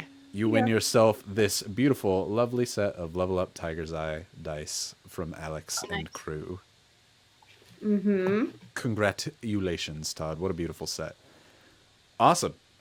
Well, we'll get right back into it. Make sure in the coming bit, this last time, we're going to be giving away my set of the I Dream of Cherry Blossom set for the last half of the stream. So if you want to enter that, once that giveaway comes up and on chat, make sure you enter that the same way that you did before. So now let's get right back into where we were. Where we last left our heroes 7 minutes ago. We all started walking northern into the sands, trying to make our way through the scorch. This is where boys become men, where little warriors become big warriors, where heroes are made, where coin is to be earned, and a lifetime of luxury can be earned depending on who and what you're able to kill and bring back as material components or heads for display within the scorch. This is where the great beasties of the south live. Many of the beasts are brought here for gladiatorial arenas all across Asterion. And you were not expecting to be in this situation. You find yourself unprepared. Most people who do make it through the Scorch are people who have prepared for weeks or months to find their way through this. And this fills you with a sense of dread, but also, you know, you're in the champion of heroes, or in the company of heroes and fools who made this journey before, if that brings you some bit of comfort. As y'all are walking north, I need whoever is leading the group, who's that going to be? Who's kind of heading up the group here? It doesn't have to be one of y'all. It could be Robert. It could be the Tieflings. What are we I thinking? feel like scouting salt. Scouting Salt? I think I'm pointing correctly. Yes. Salt. Yeah, but over there, Scouting Salt on that side. Great. Salt, I need you to roll survival checks to see if you can get us through the Scorch each time and get out of the Scorch and head towards civilization and not a wrong direction to where it takes A you lot longer. put on my little shoulders. It is. All right, survival. Well, at least I got a +1. Here we go. First roll, 17. 17. Wait a second, Salt. Do you hear that in the winds? I do. Go fuck yourself. Roll again. Fine, I'm changing dice. And now Use that a we pink take this one. moment, just to remind people that are just coming into chat, we are also, we've got up the donation link Good point. for the Lebanese Red Cross to help out with the people in Beirut. Just Absolutely. to let you know. And on the back of that, anyone who subscribes or does bits during this stream, all that goes to them, as well as Level Up Dice will match anything you put forward. It's a great cause. They really need help right now, and so we just wanted to be able to help where we can. Awesome. So, on your GFY roll, I scored a 10. But you know what? Go fuck yourself back. I'm going to use my inspiration point. Hey, you know what? If that's what you want to use it for, it was a good use of the GFY for me. Sure, why not? Do it. It can't be worse than 10. Oh, nat 20. So 21. Are you serious? Noise. Yeah. What? Look at it on this pretty die. Oh, very nice. You know what? I felt a little bad about doing it on a roll that affected the entire group. I don't feel bad anymore. You got a nat 20, so there we go. And I get to earn another inspiration point now. Oh, yeah. We'll see if you get one or if you, fill up your GFY one more time. Okay. Both, absolutely. That's the name of Salt's game. Fantastic. A nat 20. You are one who daydreams and wanders in the midst of travel, and as such, you came from the northern pathway when you rode from the circus before. You recognize where the sun goes, where it sets, what you can see off in the horizon. Though it's mostly dunes, you pay particular attention to where the wind blows and other landmarks like trees or specific clumps of cactus, as you're a daydreamer. And so when you were riding in the traveling part of the circus before, you start to see landmarks that familiarize yourself as several members of the It's group. the double dune. It's the double dune. Thrad, who, of course, this whole time is an arguer, is like, I think we should go this way. You're like, Thrad, no, it's this way. I got this, mate. Your confidence ensures everyone that you know exactly where you're going, and much like the leader you are putting yourself forward as, everybody kind of follows suit as you kind of point everybody off to the northeast, which is the proper direction to get in and out of the scorch. You are absolutely certain. Summer, you've never been more proud of your sister. Or as your brother, sorry. Brother. You've never been more proud of your Depends on sister the day. either, but Got this, bro. yeah. Leave Pepper out of this. So, Salt, you walk everybody through the desert. Luckily, as time begins to wane on, things start to cool down as the sun begins to set in the desert. This is a non-ideal situation, and it's causing you to be extremely, extremely thirsty as you go through. But luckily, as things are cooling down, that's giving you a little bit of a break, and your lips are still dry, but you don't feel like you're dying of thirst quite yet. The sun has since set at this point, and the stars are out in the sky. The stars are absolutely gorgeous. One of the best things about being in the scorch is its low elevation. You can see essentially every star in the sky. There's no mountains to block your path. There's absolutely nothing in the way of a beautiful starry night. It's inspiring as you walk forward, and it's helpful as you follow the North Star continually further, following its way northeast. It's maybe about 9 or 10 o'clock right now. It is essentially full dark. However, the light of the moon and the stars is able to keep you going. You also all have dark vision, which is very helpful, save Rarbert, who is kind of going to have to be led a little bit. He can still see the outline of the sand because of how bright the moon is out. Luckily, there are no clouds out in the sky right now. I'll let him hold on to my tail. Okay, Robert does. He's got his cape that he borrowed from Team Over, but he takes it off once it becomes nighttime and hands it over to you, Team, just for the time being. We'll happily take it again tomorrow, as it was very helpful. But yeah, he holds onto your tail, Summer. You're able to walk through the sands. He can still kind of see enough to hold his footing. However, he doesn't want to lose you all in the darkness that is this desert. Team's gonna look over to Xenia. Say, Xenia, do you see this up there? This constellation. It is the constellation of Rybonator. What is that one? That one over there. Well, hold on. What What does that Rybonator constellation look like? I can't quite see it. Well, some say it looks like a Dummy, small, yeah, bald boy. man, but others say it looks like a little goblin with a dodecahedron. That's very specific. Those seem like It was opposite a- things, however, yeah, I guess it kind of does. I mean, both are small and bald. Oh, I'm small. What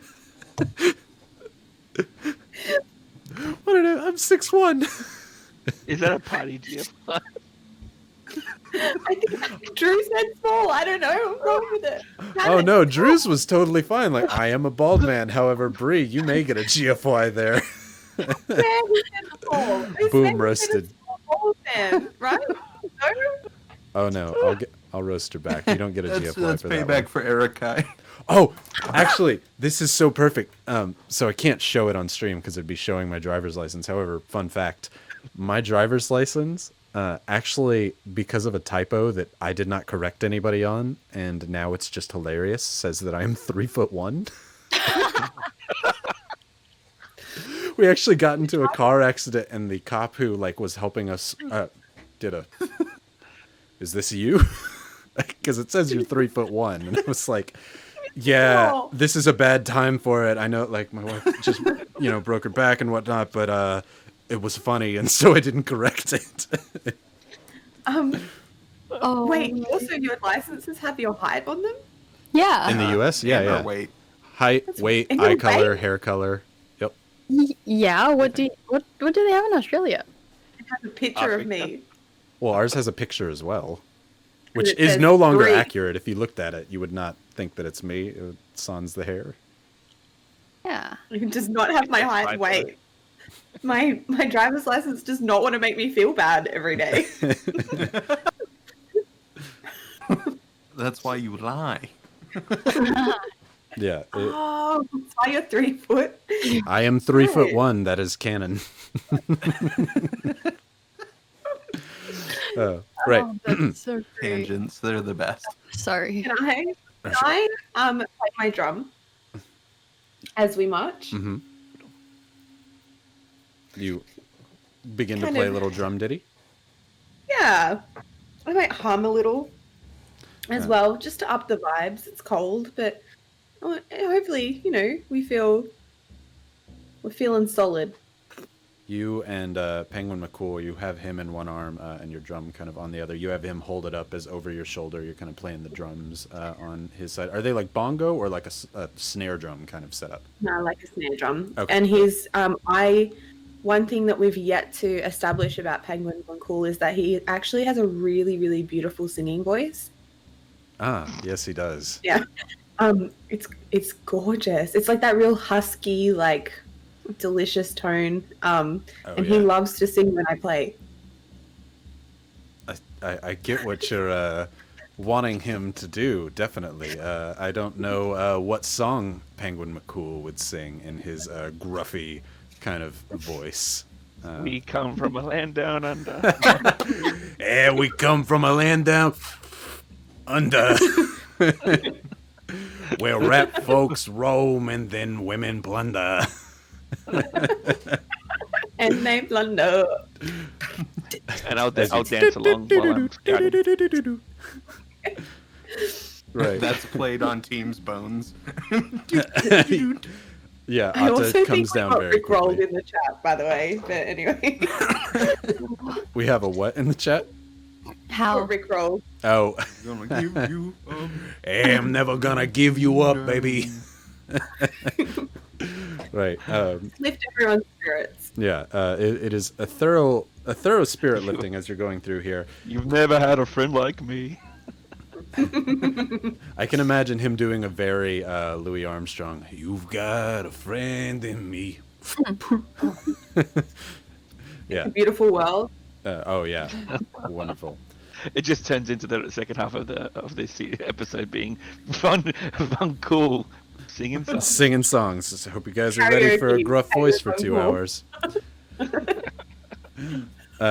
As y'all are walking, Karaoke with Penguin Von Cool. yeah, Just saying. Lore Forge is just Penguin Von Cool karaoke next week. Welcome to this week's That's episode. what we'll of play the video when Twitch.tv. we're having our break.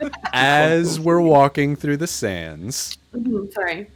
you all are playing the drums and singing very loudly throughout the sands. It is echoing across this kind of open landscape here. Your voice travels as there's nothing really to stop it from traveling as you're going here. As you're getting further into the night and walking, I'm going to need some sort of water for everyone. Though it was night, you've had a long day walk so far, and just a long day period. How are we all quenching our thirsts for the night? Power thirst. I'm gonna have a drink from my water skin, and I'm gonna give my little penguin dude some water as well.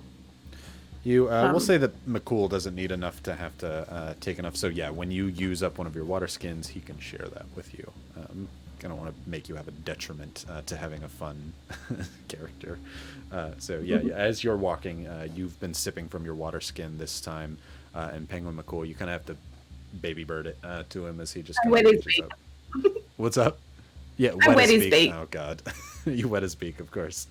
How's everybody else quenching this thirst? Same way, I'll drink from my water skins. Okay. You both lose one of your water skins, as it is... Well, you don't lose the skin, but it is no longer filled with water. Zania, I team, Do the same. I have 5 pounds. Oops. Arf, arf. you have 5 whole water skins. Great. You only have to use 1 for this time being. Team, though you don't have to eat or drink, you are still subject to detrimental effects like that, even though you are undead. It just comes in different ways. Your bones are beginning to dry, and if they get too dry, they're going to crack in this desert heat. Something you still have to worry about. That doesn't prevent you from having to worry about stuff like that just by being a unwilling. It's true. So You need some water, bro? Just this is going to sound odd. Just spit on me. Do not waste your water.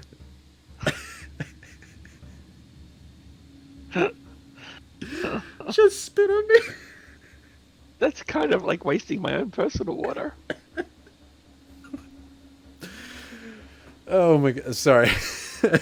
I just imagine walking down and y'all are like, do you need some water? You're good, right? You don't need it. Without missing a beat. Just spit on me. Sorry, that was too good for me. Sir, do you request a... yeah, you can have an inspiration if you don't have one. That was good. I liked it.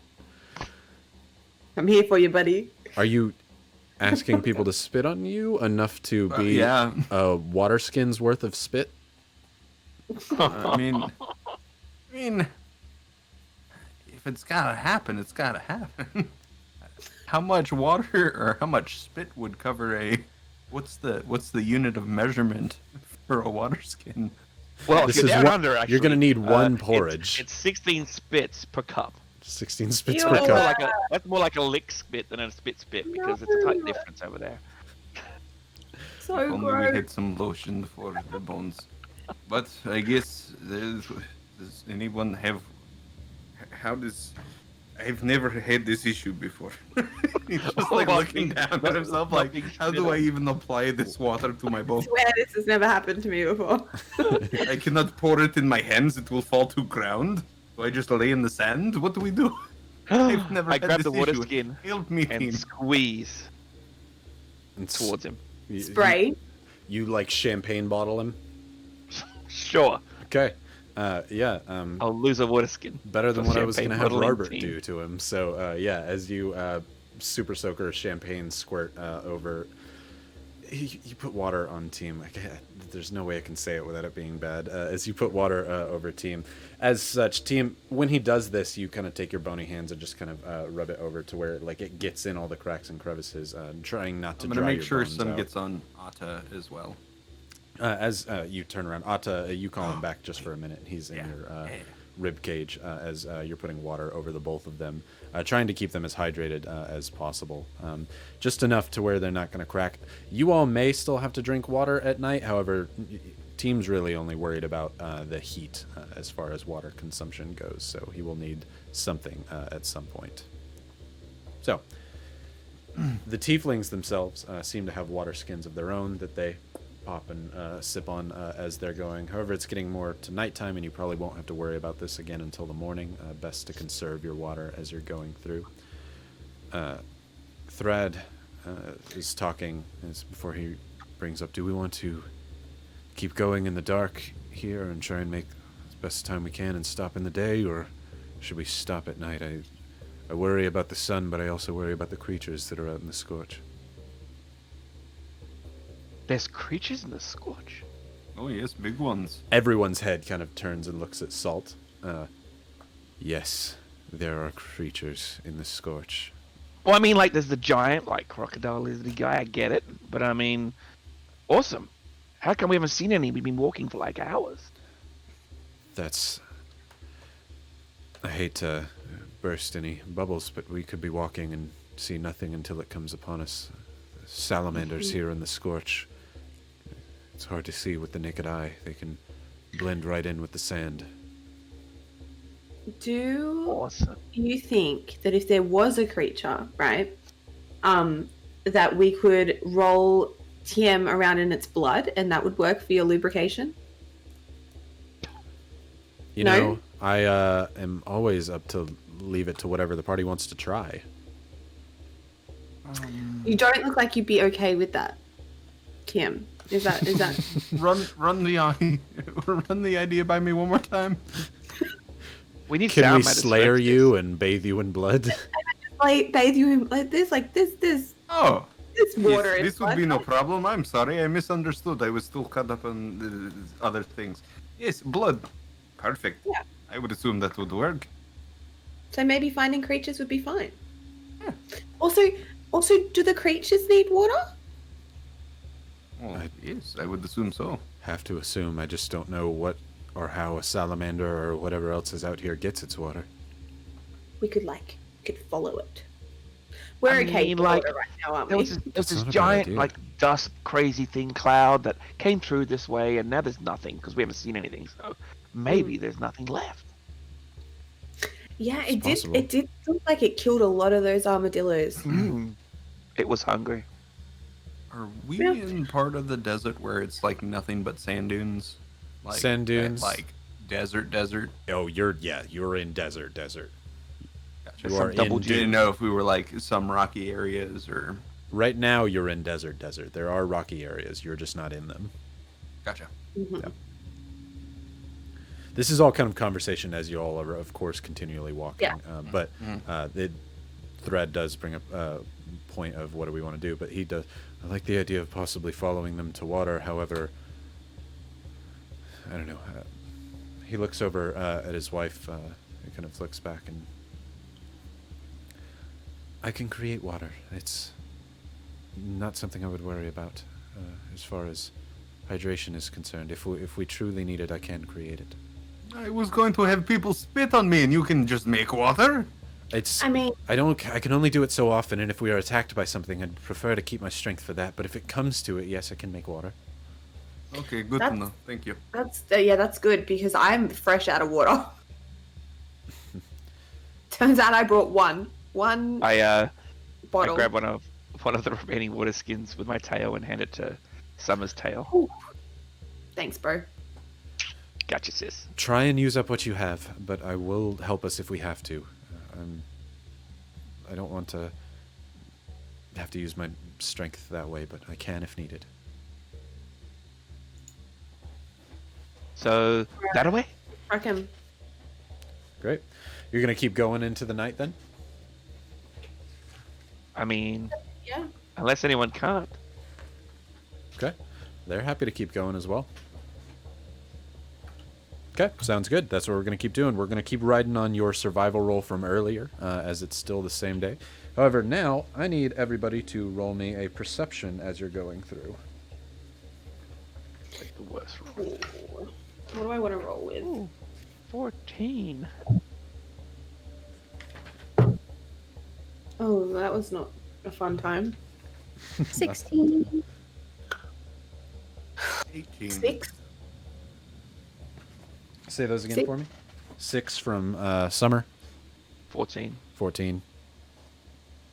18. 18, and Zinnia? 16. 16.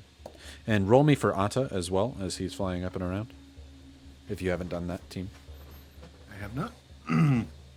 Atta would roll. Come on. Show me the stats. You can do it. Our eyes in the sky. I love that everybody 5. rolls to see what they would have gotten in this. That always makes me so happy. I think that's so cool. 5, great. You and Blue Moon are the same. You would not see anything. Right. Atta is so high up, everything just kind of looks like sand to him at this point. He's barely able to keep up with where you all are. Team's familiar is a jackal with skeleton-like wings. What's the specific name of it? They have a...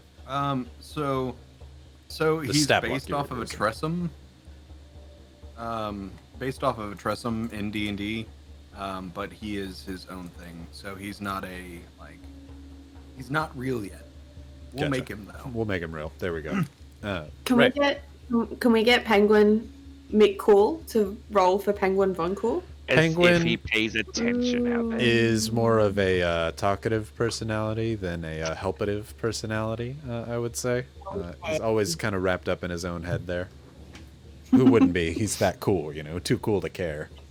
-5 to perception. He just is at a perpetual disadvantage. Right. Fair. As you all are walking, you continue walking throughout the night. It's a rough walk, as not only have you gone through essentially a trauma of being attacked by a possible god, you went down through a pyramid, got burned by lasers, etc. This is not a resting walk as you were doing so, and you are nearing the end of your ability to keep going. If you were to go further into the day, you're going to start taking points of exhaustion as you do this.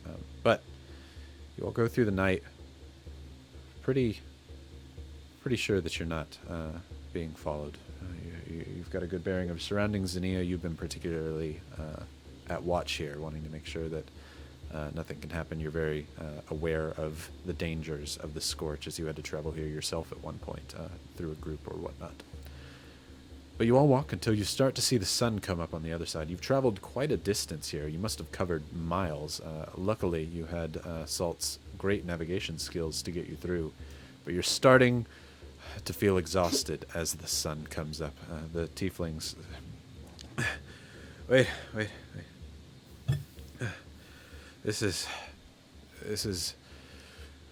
too much. We need to stop and rest. I understand wanting to get out of here, but we can't go on like this. Yeah, I think we should try and make some shelter of some description. Is there anything around us, or is it just completely barren?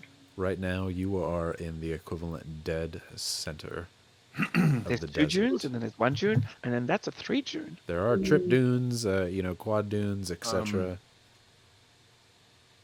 Team's gonna look over to Robert and say, "Might you help me for one moment, please?" Team's gonna take out the golden spear that he's had with him the entire time, holding on to it. I don't know if that's done anything so far in this long multi-hour trek, but anyways, yeah, he's gonna take his and stick it in the sand, and then Robert, if you stick yours in the sand over there, and then Xenia, if you could stick your spear in the sand over here, and Team's gonna take his cloak and place it over the 3 poles, and just have some bit of shade.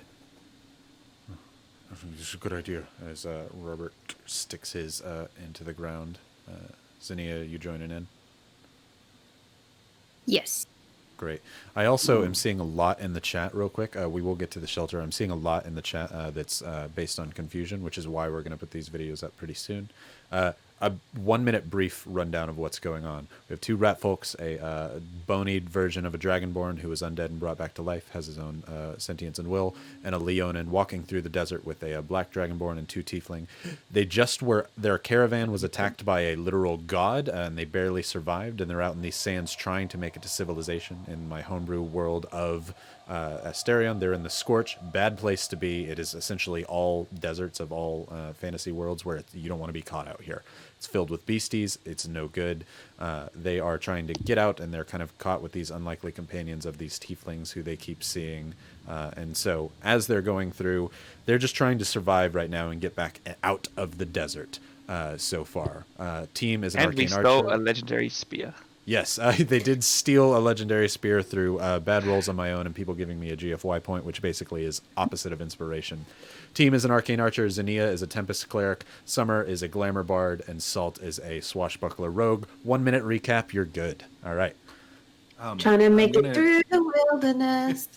We're trying I'm to gonna make keep my eye on these tieflings. Keeping an eye on the and tieflings. see if they have a reaction to me pulling out the sun spear. Okay. Roll a perception as you're doing this. Don't fuck me, dice. What about? Right. Ryan, you got It's a inspo. perception plus 0, so a 19. I got inspo. Does the chat want to give me inspo for my quick recap? Because I'll take it. They do. Ooh. All right, I'm taking it. I'm giving me You info earned it. inspo. Should have been in Kermit voice. I should have done an auto recap. No, 19 the start is now perception, you in said? Team's possession, Penguin. 19, you spear said? Great. As you're placing the spear out and you start to lay your canvas over it, it's you're not going to be able to make a very big one, but enough to at least keep No. the sun off of you during the day. With this, you're basically laying out a blanket overhead. You're all going to have to like huddle together or like sleep sitting down, etc. So, as you're laying the sheet over, you lay the sun spear right down into the ground. As you're looking over at them, Thrad looks over at his wife and kind of taps her on the shoulder. He tries to do it very stealthily. However, you're actively watching them, and they see this as he kind of tips his head to it as her eyes kind of widen and they look at each other kind of confused and quizzical as they start to close their eyes at each other, very like narrowed down, and you know, kind of like when you're like looking at something. Roll me one more perception check as you're looking at them. Or do you want it to be an insight? No, It specifically doesn't a matter for perception. me. They're both plus 0. Okay. Oh, bam! That's a 13. No, I didn't give Summer a GFY point for calling me short, as my license says that I am. So 13. Let's see. You just kind of look at them staring at each other. It's very odd, as nothing else seems to be happening. They're just eyeing each other very intensely before they go back to just kind of sitting and doing what they were before. They help pull the cape over each of the spears there as well, trying to help make this shelter. I'm going to continue to keep an eye on them. Sounds good. What is everybody doing? Are we wanting to try and take a rest? What's going on?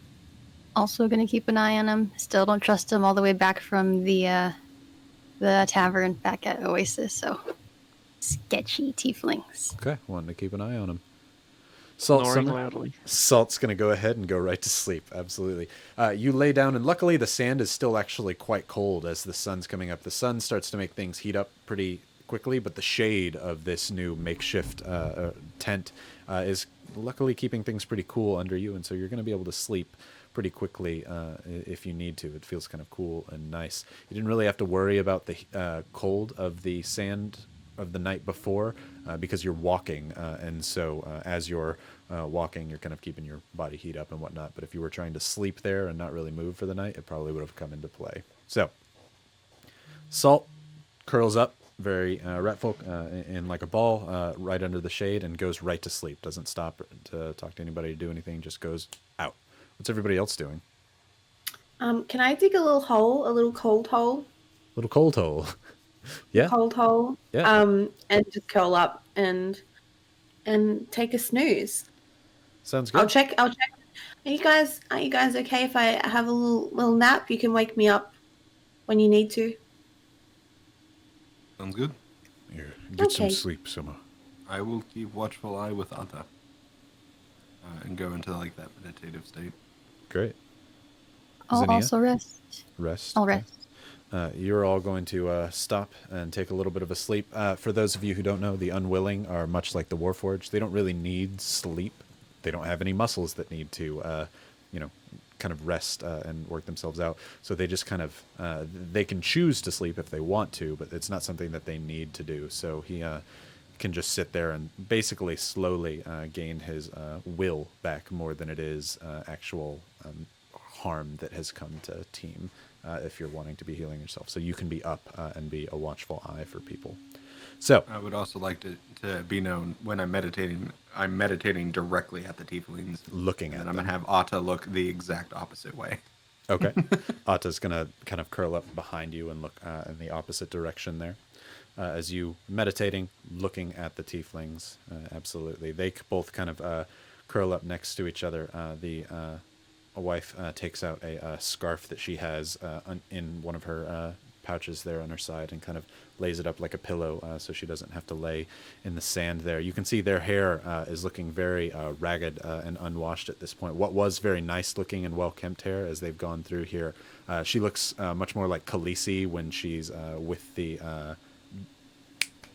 season 1 Khaleesi, I guess is the best way to describe it. Why am I blanking on the name of the writers in Game of Thrones that she was with? Whatever, because nobody else knows. It's annoying me too. Oh no. Why am I blanking on Dothraki. Dothraki. I wanted to keep saying Dracarys, but I'm like, that just means attack me. Dothraki, yeah. She's looking very Dothraki in her hair, very unkempt at this point. She lays down. The husband kind of sits next to her for a time as everybody goes to sleep. He sits there for a while. Everybody is going to get their rest. Team, you're more watching out for them as you're a little bit suspicious. The husband sits there for a while, looking over at you. Kind of turns his head as he's not seeing any eyes or anything on you. Something he knew, but he just kind of finds it weird before eventually he himself also lays down in the sand next to her and curls up next to his wife. Tim, you find yourself alone, awake under your makeshift shanty tent here. What are you wanting to be doing during this time? Just meditating? Watching? Just keeping a watchful eye. Because I will say that it is a makeshift tent, but due to my height, I'm 6'4". So with that, it goes out 6 feet, like 3 inches, and then it probably has like a 4 foot like wingspan, if that's the term. Gotcha. I don't know. Oh yeah, everybody is thoroughly bunched up here at this point. This is not a comfortable sleeping position, but it is better than being out in the sun. And as weird as it may sound, I'm like leaned up against the sun spear and just like while meditating, reflecting on the visions I had had. Sounds good. Team, I need you and Atta to roll me a perception since you're the only ones awake. All right. The team dice will be for team, and the alchemical gems dice will be for Atta. Penguin McCool is very comfy. Everybody else isn't, he says.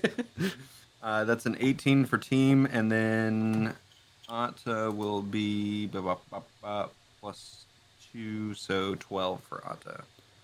Sounds good. You are, constantly watching out and around. Your focus is predominantly on those under the tent, though, as your sinking suspicion is that you might be with some traitorous people in your mind.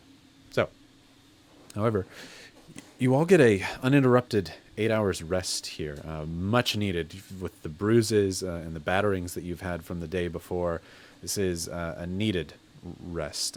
Everybody gets a full rest. You can heal up as you need. You get your spell slots back during this time as well. If you, Zinnia specifically, if you're wanting to change around some of your spells that you have prepared for the day, good time to do so. As you're sitting there, team, throughout the time, some people kind of sit up for a little bit just to before going right back to sleep and kind of complaining about the heat. You as well are complaining, but you're able to keep it together. When everybody wakes up, you're all going to be very, very thirsty, though. As everyone rests, not only Zinnia kind of gets up and begins kind of preparing hers for the day, reading through a notes or a book that she has, kind of rearranging what she thinks might be useful, as does the wife. When she sits up, you can see her pull out a small booklet on the side, as well as she kind of flips through it and kind of dog ears some pages for the day, and you can see her kind of mouthing to herself, not actually saying anything out loud, but as you do, lips moving while reading. Before eventually she wakes her husband up, as it's been quite a bit of time here, and you all have had your full rest.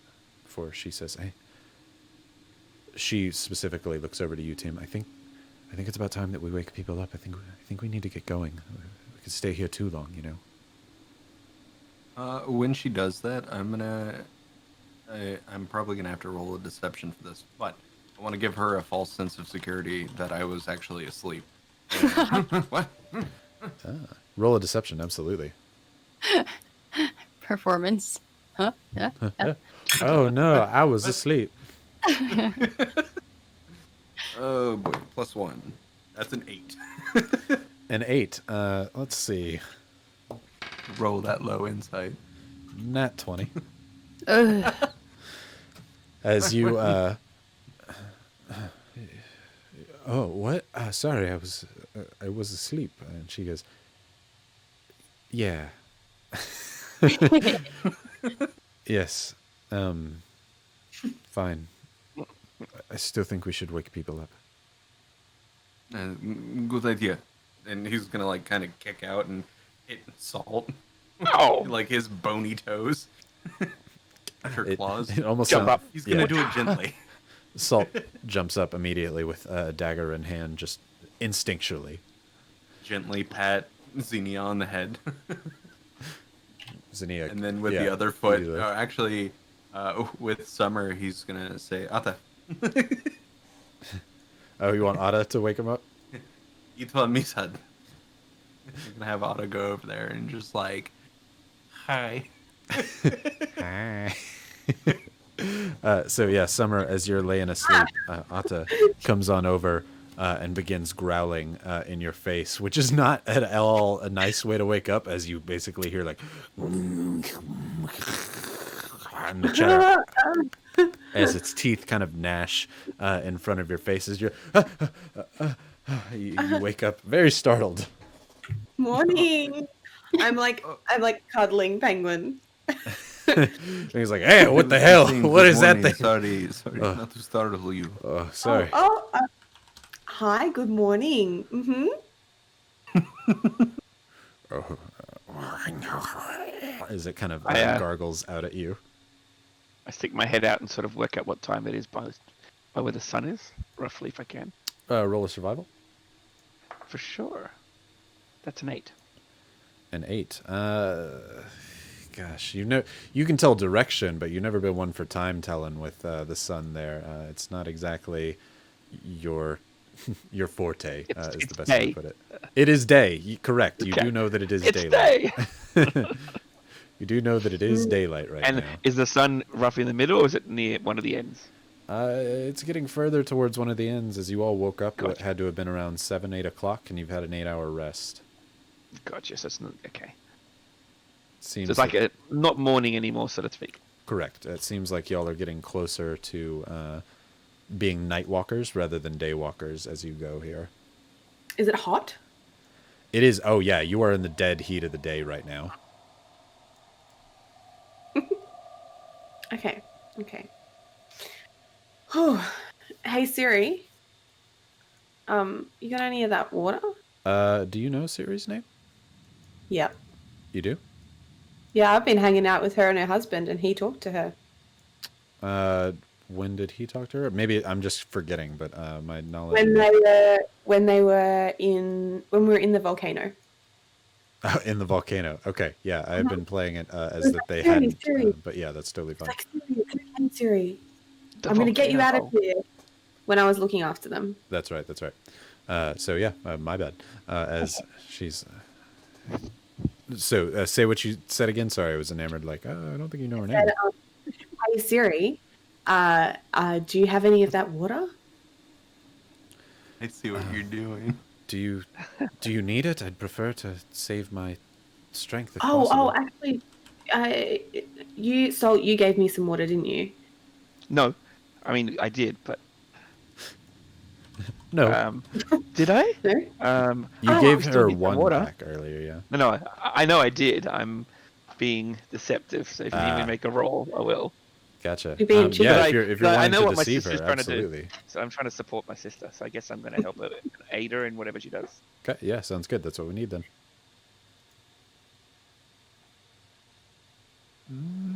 All right, Summer, Did all you- yours. Oh, I'm rolling deception. Well, you're trying to convince it. Well, sorry, I was on the. I didn't- No, yeah, you're you're not rolling with deception water. as you're the one saying like, oh no, I didn't give you one earlier. So that's Oh. a team. Or Gotcha. not team, Salt, sorry. John, Someone's gonna roll. Team lie. You lie. I thought we were deceiving her to make her cast water. I'm not with it then. That seems Um, like what you're trying to do. Yeah. Yes. Cool. So deception is, what number is that? +4. That's a dirty 20. Ooh, dirty 20. All right. Not rolling as bad as last week. She looks at you all and says, "Did you wake up in the middle of the night and drink water? I saw you give her water earlier. I really would prefer to keep my strength up." Oh, do you lose strength when you make water? I've only got so much magic in me. True, but if we can't drink, then we've got no magic in us. Right, but I saw that you gave her water. She has water. We drank it all, yeah. Okay, you're The gonna thirsty like little rat is- double down, yeah. I'm gonna roll another keep deception. doubling down. Do you want to pull out the empty water skin, sis? You're at disadvantage on this since you're doubling down, Yeah. basically. Okay. Disadvantage. Come on, gods of chat. So I liked her. Well, that's an amazingly bad roll. Mm. Cool. That's a 3 + 4 is 7. I think my brother is just getting confused. The heat, we're not used to it. Oh look, No, he's yes. lying to me. Why would you lie? I'm trying to save in case we get attacked by something. I found the water skin. I'm so sorry. I didn't realize. Lying? It's been like 18 hours since last we had the handing over. I thought you were saying it's been like 18 hours. I thought you were trying to triple down. I was like, oh man. Whew. Okay. Triple disadvantage. Well, I mean, in reality, Yeah. I've handed the water over at least It was a while 10, ago. 12 hours. Yeah. Yeah. Just hold on it for a does bit not- longer then, if you have water. Thank you. Misunderstanding, I think, is what happened. I'm gonna try and reassure her that we're not trying to fuck with her. Gotcha. Okay. She kind of looks at her husband like, we'll just chalk it up to that for now. Let's just get out of the desert and be on our way. Okay. You can I tell will. her attitude has changed a little bit as, you lied to her and got caught on it. Siri will remember this. Yeah. I just walk away, sort of like grumbling, how is more water back? That's fair enough. And then I look at 2 empty water skins I got in my hands. As Gonna be soon. We need water soon. Robert takes the cloak off the top and asks, "You don't mind if I use this again?" By all means, brother. He throws it on like a coat over him, covering his head. Even under this thing, it's sweltering heat. You can see his scales sweating pretty heavily. How you doing, Penguin? Do you want to jump back in there? It's pretty hot. It's not really your kind of climate, Oh my dude. gosh, yeah, it's a bit too much. Let me just go in there for a little. I'll do the air thing. Just hold the hat. Don't put it on your head. I don't want to not be able to breathe. Okay, all right. I'll put See. him in there. Pops down into the hat as you. Are you putting it on your head or carrying hold it? I'll Okay. hold it for my sweet boy. Okay. You're a sweet little boy. As you all are walking through the sands again, everybody grabs their spears once more. Who's leading the pack this time? Is it Salt again? Legally, of course. Of course. Skipping away. I need a new survival check for a new day. Do you now? That's a good survival check. 18 plus numbers. And my numbers in survival are 1. 19. 19. Okay. Jeez. I really paid attention when I was on the desert. Absolutely did. Daydreamer, but always watching the landmarks, always looking for a way There's to a get out if you quadruple had dune. to. I remember that one. As You're y'all a are looking traveler. around, it looks the exact same all around too. Everybody save Salt, who for some reason thinks he knows where to go. Might as well follow him. It There's a seems like the 4, right way. and then there's a 1, a 1, a 2, and a 4. Yes. I trust Worst you. comes to worst, we all die. So okay. Sometimes I just You're nod right. and That is the smile. worst. At this point, as Yes. y'all are beginning to walk, though, I do need everybody to have some sort of drink, as it is, it's been a long time, and you're about to go back through the heat. Do you have other sources of water? Should have gathered more blood. Mm-hmm. Do you Alright. need to be sprayed again, team? Yes. What's everybody Okay. using? Tell me what supplies. I've got my last 2 water skins, so I'll throw one on team And drink one yourself. With and Ata. drink one myself. With Atta. You bring Atta back and watch over. Because put it makes me Atta in your lighter, so I cage. can walk quicker. Great. Zinnia, Summer. I have I water skin still. Okay. Great. I have the one that Salt gave me, and I'm gonna splash some into The hat. my little penguin. As you're Bud. drinking, you pour some out into the hat, as it looks like a magic trick as the water disappears to anybody else who is not familiar with your hat, though everybody is at this point. As you pour some water into your hat and drink as you go.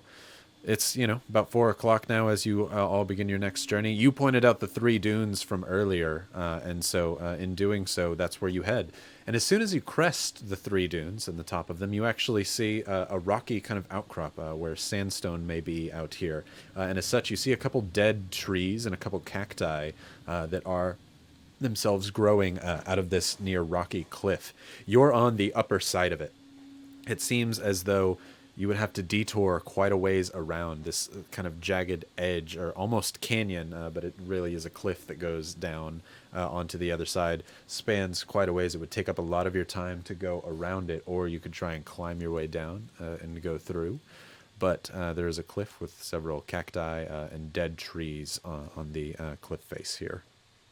Do I remember the way the caravan we were in with the circus went around? Caravan had to go around. There's no way they could have lifted everything Yep. up and over. It would have gone around what would have been the eastern side for you.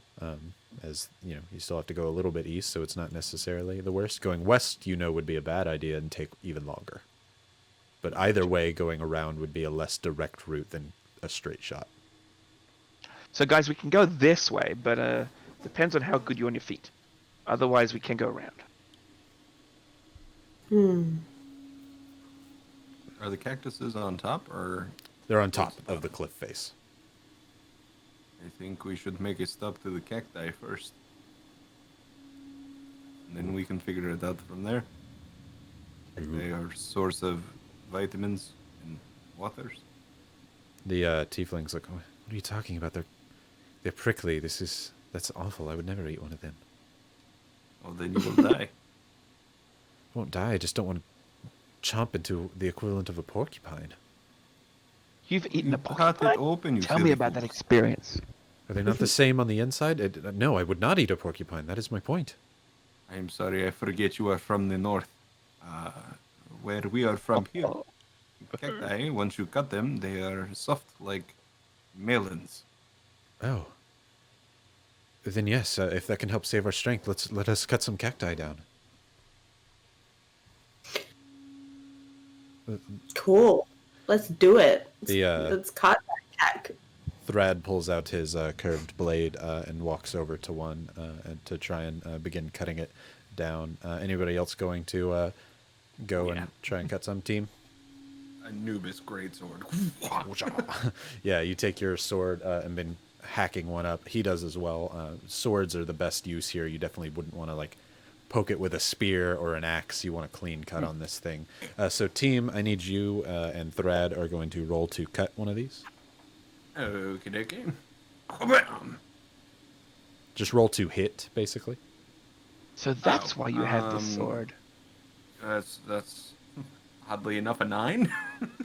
Ah, solid. It moved. I swear, by this cactus. It was. It's shaking because of the heat of the desert.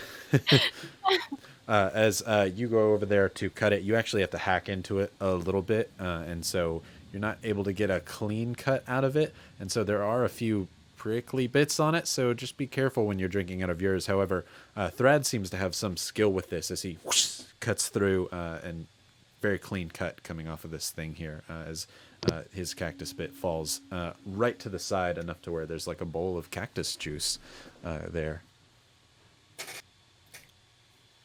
I thought you were not familiar with cacti. Look at you. You were showing me up. I'm familiar with the blade. Let's see. Siri, come here. And mostly just because I want to mess with people. Siri, show me directions to the nearest gas station. Since her name is Siri, and I want to see if it messes with people's phones. Sorry, love you all. Anywho. Oh, no, it's fine. Bree already did that very well. There were about 13 people. Oh, beautiful. Love it. Sorry, everybody. Right. Siri joins Thread over at this cut cactus, as there is juice inside of it. It's kind of pinkish white and very clean inside there on both sides. You're right, Satiro. I am not sorry. Hey, right. Hey, right. Yep. There's a mouse on my face. Oh, shoot. Yeah, it's right over you, wouldn't it be? Let's see. Who? Hello. No, you're mascot. No, yeah, I know. Yeah. Right. Oh, now it's on My bad. Drew. Yeah. Cool. Gone. It's fine. Baboroga said he'll take that GFY. Right. So Thrad and Siri begin drinking the cactus juice off the end. You all can do the same if you'd like, or team, just kind of rub it on yourself if that's preferable. What's everybody doing? You going to try and drink from this? Can I try and catch some in the water skin? Yeah, absolutely. How many cactuses are nearby? There's enough for everybody to be able to get a solid belly full. Oh yeah. Like, literally a belly full? Like, I could just start shoving cactuses in my, inside? It's piercing damage. You don't have skin. You could, carry it if you want, I guess. Go What nuts. if I was to take my dagger and just start knocking off the prickles, and then just shoving these cactuses inside my chest? I mean, if you knock off the prickles, other people could even put it in their bags at that point. Just saying. But if you want to try and carry some of the cactus meat, you can. Who all's getting a drink from this, and are you filling up water skins with this cactus juice? I'll fill up whatever water skins I can. Okay. If you have empty water skins, you can add to your inventory cactus juice-filled water skins. 1. If you use 2 so far, then you can fill up to 2. Cool.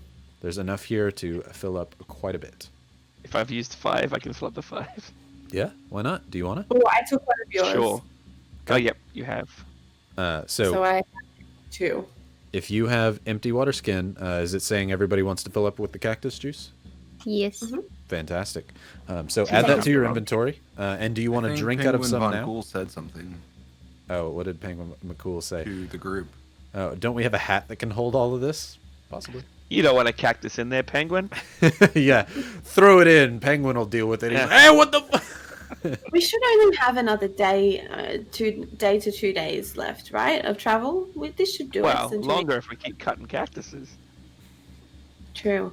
This is true. Let's get what we need and get out of here. As Robert's definitely gonna. No, actually, I'll leave that to chat. Does Robert drink out of there? Does his god think this is a good idea? While they're saying that, what are you all doing? You've filled up your cactus skins, but are you all drinking some out of it? I'm gonna drink. Okay. No drink. No drink. Tim Salt. told me I could. Xenia team, I'm just rubbing that all on me. all over Xenia. I already had some this morning, right? Do I need more? It's only been like 10 minutes since. Oh. I'm filling up my 2 water skins. Okay, sounds good. You fill them up. You have the 2 cactus drinks. I'm hearing yes. I'm seeing no's, but I'm seeing more yeses. So Robert thinks that this is a great idea. So Robert drinks up, as do the tieflings. So Xenia, you said you're good, just filling up. Summer, you're drinking. Team, you're rubbing it over. So Summer's the only one that I actually need a con saving throw real quick. Oh, Oh no, 3. Well, for the two tieflings, I got 17 and 20, and then for Robert, I got a 17, so they're good. What did you say for yours, Summer? 3. 3. Fantastic. I'm fine. Fantastic. I'm sure I'm fine. Great. As you all feel good, thoroughly refreshed. For those of you who drank out of it, it's kind of a nice fruity taste. It feels it's very filling. Summer. Yeah. What are you all doing? You going further down the ends, or are you going to try and go down the cliff face? It's probably about a 80-foot drop down this cliff to the other side. You could try and climb it, though. It is very jagged. Or if you have rope, you can try and do that. What would you like to do? I would. Sorry, jump down. I went to the Discord. I'm sorry. I'm so Wow. sorry. Yep. How dare you? It's No, really good. It's worth it, Ryan. It's worth it to look at your Discord. I'm sorry. It's distracting. Well, what are we doing? Do I feel What are we okay? doing? I just Salt's feel Yeah, jumping down. you feel cliff. refreshed. sweet. I'm gonna follow my brother happily. Salt and Summer, with no problems, being the rat folk that they are. Summer, you put the hat on briefly, and y'all climb down the edge of the cliff, seemingly leading the group. The tieflings as well. We don't We have end in time a to go somersault. around. Let's climb down, Siri. Let's see what we can get done. As That cactus juice is good stuff. I feel fantastic. Glad I got 4 water skins of it then, sis. Yeah, gonna Y'all- come in handy. you'll say as you climb down. Thrad pulls out 50 feet of rope and kind of ties it to himself at the end to let his wife down the edge there. As he says, "Go slow. I don't know if I'll be able to hold you if you drop too far." She's like, "I'll try." She ties it around herself and begins climbing down as well. I'm gonna roll for her. Hoo-hoo-hoo! As he says, "Go slow. I don't know if I'll be able to hold you if you fall too far." She says, "I will." As they're on sandstone, which is not exactly the most stable substance, as she gets to the edge, it breaks off. And before she can even get on there, because she got a nat 1, she falls and is going to fall 50 feet with the rope around her waist. And it's going to pull on her rope. And Thrad is going to have to see if he can hold on to that there as she falls and is going to take full falling damage, but not, immediately die to that. Let's see. Immediately. She takes that would be 13 points of falling damage to that. You can see Salt and Summer, who are down on the ground, and Team Xenia and Robert. Immediately, you look onto the other side there. You can see the rope so tightly pulled. It's causing her to bleed on her abdomen. She's looking bloodied from that. As we're gonna see if Thread can hold on to her. Solid 6 roll there, Thread. As strength is not his main thing. As he gets pulled, he falls off to the side, and he's going to try and make a saving throw to see if he can catch on to the ledge, which he can, but it's going to be further down, so he's going to grab onto something, and in doing so, he falls 30 feet. He's going to take 9 points of damage as his arm is outstretched by the rock, and that other 30 feet is the rest of the feet that Siri would have to fall, so she takes the rest of the damage. So that is 11 points of damage. Are we already at the bottom, Salt and I? We're at the bottom. You are. Team's gonna look over to Zinnia and say, "Well, that did not look fun. Hopefully they are still alive." You I'm hear gonna get my Siri drum out. cry out. How close to the ground is she? She is on the ground now. She fell all So the we're rolling way, over. with stopping with 30 feet and basically doing a bungee bounce before going the rest of the way down. And you could hear the crack of her shoulder and her head as it bounces on the sandstone below. It's a solid hit. Oh, So, I think I need to help her out. Yeah. Somebody Summer, said I'm yeet. You get down there first. Summer and I run over to make sure she's okay, and then Pepper's tail's going to go up and sort of try to help him have a handhold. Summer's gonna stay over near where the Healy lady is. Being Zinnia. Zinnia is at the top. Y'all are at the bottom. Yeah, we're at the bottom. Okay. Summer.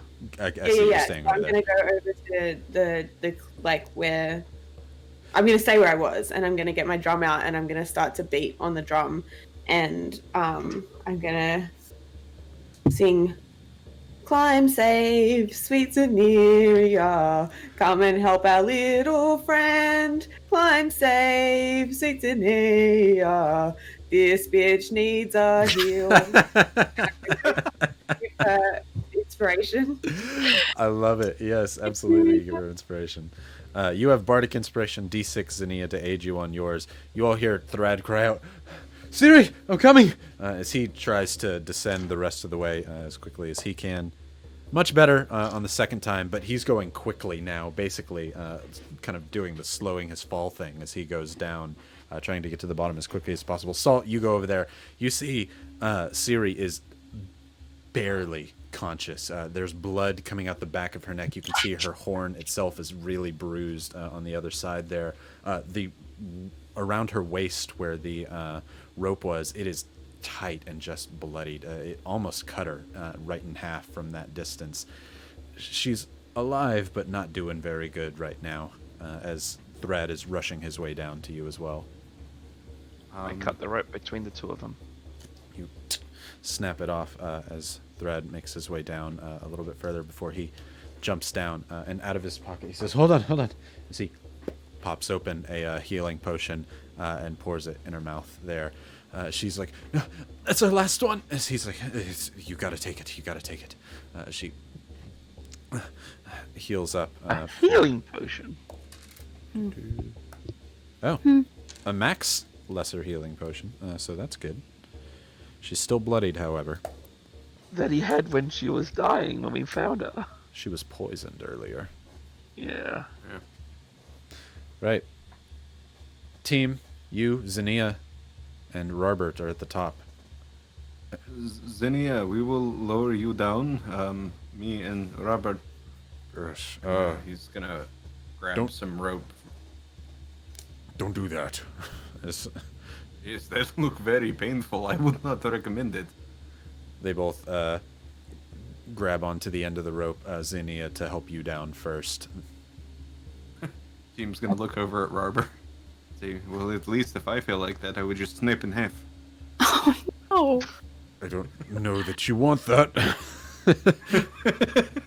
it wouldn't hurt any less. If anything, it might hurt your bones more. This is true. Zinnia, you tie the rope around your waist. Are you going to try and go over? Yeah. Okay. Yep. I need a But you got two athletics check. people holding you up top, so. True. Alrighty. And I, inspiration. Bardic, go for it. Okay. 9 plus athletics. Plus athletics with the Okay. Bardic inspiration. What's a 5? Okay, so 9 plus 5 is 14, plus 4 is 18. Solid roll for just getting a 9. Right. Yeah. This time, you seeing that the edge is precarious, you do not waste your time standing on there. You go very quickly, and you do not stay on any jagged piece very longer than maybe a second or so as you kind of put yourself down, and just kind of go down further. You get to the end of the 50-foot rope before you kind of look up at them and realize that you're going to be stuck there. So you either need to undo the rope or they need to climb down with you. What are you going to do, Zinnia? Wait, I missed it. How far am I? Or how high up am I still? You're 30 feet from the ground. Oh, it's not angled. It's a steep. Straight down. Oh, nope. Never mind. For some reason, I thought Leonin had like cat ability where they could land on their feet. They do not. I don't know why I thought. We'll they say did. you land on your feet, but you can break your leg that way. Ooh, no. Oh crap. I don't know what to do. That's still so high. You're perched on the ledge. What's your reaction? You can only hold on for so long. Okay. Can I hear her? Are you actually saying something out loud there? Because currently, Salt, you're over with Siri and Thread. Oh wait, I have rope. Can I attach rope to this rope? To the rock? Or to the rope? To the rope. Yeah, you roll a sleight of hand. You're going to be Sorry. at disadvantage because you're going to have to use one hand to still hold yourself up. Okay. Yeah, I'm not gonna be able to help. Disadvantage. No. Oh no. That was No. 11 and then a 1. Oh, a 1. Oh, no. What's up with the 1s tonight? Yeah, so you try and like wrap your arm around this thing here. You have to actually untie the other one to get this one on there for you to basically swat your way down. And in doing so, you're holding both ends, and you try and wrap it around, but holding yourself up with one hand just causes immense rope burn on your hand as you fall, and with a 1, fall directly on your back. Summer, I will say you are below her if you want to try and catch her. If I try and catch her, she's a humongous lion. She's twice as big as you and way heavier, but you can, just given an option. Just think, you could roll that nat 20. Okay, I'm gonna try and at least. Summer would try and help her in some way. Oh my god, how? I don't have time. She's falling on me. You play your drums like, open the hat. sucks for you. I'm gonna try and catch her. Okay, yeah. I feel like Summer would try and catch her. Tiny little Summer runs over to try and catch the Leonin falling with a nat 1 30 feet up. Roll me a strength check, Summer.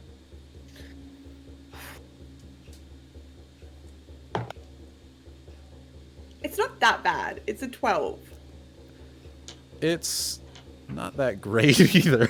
I get -1 to strength, so it could be fantastic. what works. So you run over as this Leonin is falling fast at a nat 1. As you run over, trying to catch her as best you can. Unfortunately, with her falling, Xenia, you don't just feel solid ground, which is good. However, you do hear what sounds like the spraining of an arm as you fall on something else downward. You both take the damage now, as... The same amount? Yup. Even buffer it for her? You are a 3-foot-tall rat. Yeah. As a 6'1" lion falls on you. Is it small for her? That's a D6 per 10 feet is how I do it, and that's how its rules is written. And it was only 2 points off max damage. You take 16 points of bludgeoning damage each. I'm so sorry. Are you okay? As team, you and Robert suddenly fall back, the weight releasing from that end of the rope as Xenia falls, and you hear a loud crack on the ground. No. And he's immediately like crawling over the edge like to look. Yeah. I hear Summer scream and run over. No. So you run over to see your sister crushed by the giant Leonin there and down on the ground. Head luckily saved, but a lot of damage done to them. I have 2 HP. I have 2 bites left in me. That looks like Don't bite yourself. 4 twice. elephants hit you. Okay. I'll fix this. I can fix this. Xenia rolls off of Summer. Yeah, sorry. How's the hat? Oh, heavenly, that's horrible. I just read that. Somebody said we could also get Summer's tail. Oh, that is horrible. Oh man, Heavenly gets a GFY. Oh, wonderful. 2 penguins taller than you. Team, you hear Summer kind of cry out as well as Xenia in pain there, but they are crying out, which is a good sign. Oh yeah, no, still looking over the edge, still seeing this. He's gonna look back to Robert and he says, "Here, hold this." And he's gonna hand him the rope, and Team's gonna do something weird. He's gonna get the rope and like slide it under a couple ribs, and then hold it and kind of use his body as like a pulley lever thing. And Very SWAT team. Yes, as you slide your way down. That sounds good to me. You can have advantage on your athletics to go down then. Wee. Okay.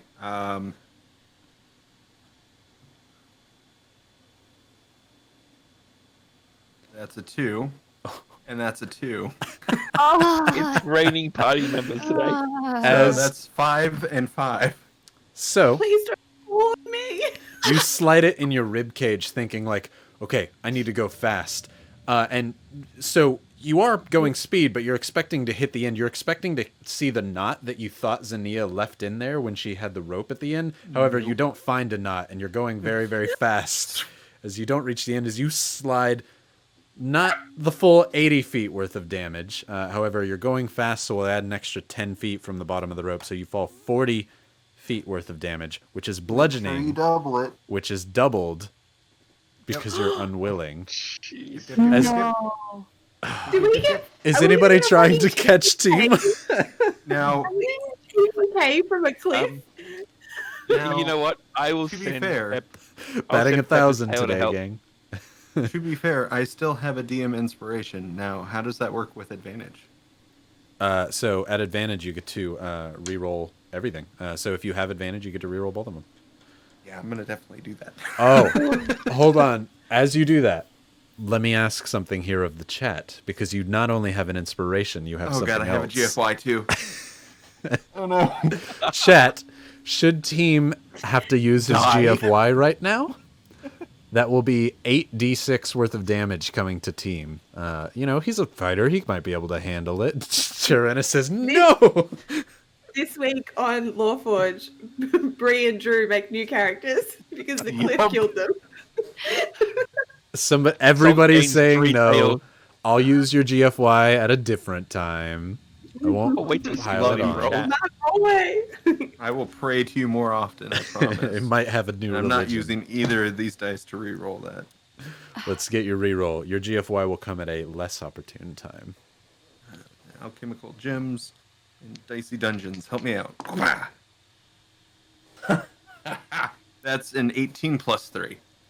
18 plus 3. Fantastic. This time, as time Dungeons rewinds just itself saved my just a ass. second, you slide down and you briefly think, oh shit, her end is not there anymore. As you stop yourself, your left hand actually slides through as you're holding yourself up by one hand before you grab the other end of it there as you're now 30 feet up, hand on the rock's face there, letting to hold it on. Your bones kind of shake for a minute, scared at what the possibility could have been. Oh no, that would have been dead. Absolutely. And if it's above your max health or a little over, Yeah. it could have been insta-death. We would have been picking Yeah. up the pieces. Yeah. Right. You are currently on the cliff face there. How are you getting down? Gonna try and climb the rest of the way? Yeah, I'm gonna climb the rest of the way down. Okay, now roll me another athletics. Dicey dungeons come to the save. All right, so that's a 13. 13. At 30 feet, you kind of, at one point, you kind of slip on this, but this is, you know, your home terrain as you kind of go further and further down, down, down. Solid ground beneath your feet. Whew. As much as that was insane for him and he almost died, he's immediately running over to Xenia to check on her. Just like, like I crack in some places. I'm okay. I'm hurt, but I'm okay. Oh, fuck. Summer, shit. And like looks underneath me. Summer, are you okay? Oh shit, Summer! I'm sure I'll be fine. I can fix us. I can fix us. Okay, okay. I'm gonna need 10 minutes. Wait, Robert, we can't forget about you. Robert, And you there's see also the tiefling girl. nowhere to tie his rope up there. Robert is going to have to just climb himself down there. So Robert's going to make his rolls and just climb down the sandstone face I'm here. just gonna No offense I'm to just Robert, but gonna I'm say- out of the way. I'm gonna say, Robert, my sweet dragon-born boy, I love you. I'm gonna kind of fall out of conscious and then give him bardic inspiration with my. And then, yeah, bardic inspiration for him. Sounds good. Robert is a big, strong dragonborn. he's going to actually keep your bardic inspiration because he doesn't need it. He's a big, strong, tough boy. As y'all all are falling off one by one off this cliff, Robert's like, Jesus Christ, guys. Actually, so just gods, guys, why are you doing this? just climb. Take your time next time as he's going down. Someone hit up Safi because that needs to be the art for next week. Just everybody falling. to Swan their death, diving and like- Robert just like. He just ascends or descends. Have you all seen the other guys where Samuel Jackson and The Rock jump off the roof? Yes. There goes my hero. Yes. Oh my gosh, wonderful. Robert is the mom of the party. Yeah. For Robert real. makes his way down very easily. All the way down to Can I the just bottom. point out that Robert's character changed dramatically since he was introduced? Remember, he was like a massive goofball when he was eating the porridge. Well, It was his like, brother oh, died. He's had a little bit of change of heart Character very development. recently. That But- character development in like how many episodes? One, two? He can party. It's fine. Robert- It's just a stressful situation. Runs down and goes over to you, Summer, seeing that you appear to be the most hurt. Zinnia, you look hurt too, but Summer, you're looking pretty bad. As What about the is the tiefling not as hurt as Summer? she just got a potion, so she's doing a little bit better. Okay. as- also, Get over Robert here, Robert. knows you all a little bit more. My Robert sister. runs I'm over gonna- and Zinnia, you first. Oh yeah. So as I'm getting up and I'm like peeling Summer off of my back, cause she's smacking. I mean, give me 10 minutes, guys. I'm sorry, and I'm gonna cast prayer healing on all of us, cause there's there's 7 of us. Oh, okay. Robert doesn't have to do anything then. Yeah. I don't either. As I don't So need you can use anything it on the tieflings as well. Can you brush my hair? Can you just pat my hair? Stroke my hair. I'm sorry. I'm gonna hug her while I'm casting it. Like I'm sorry. I'm sorry.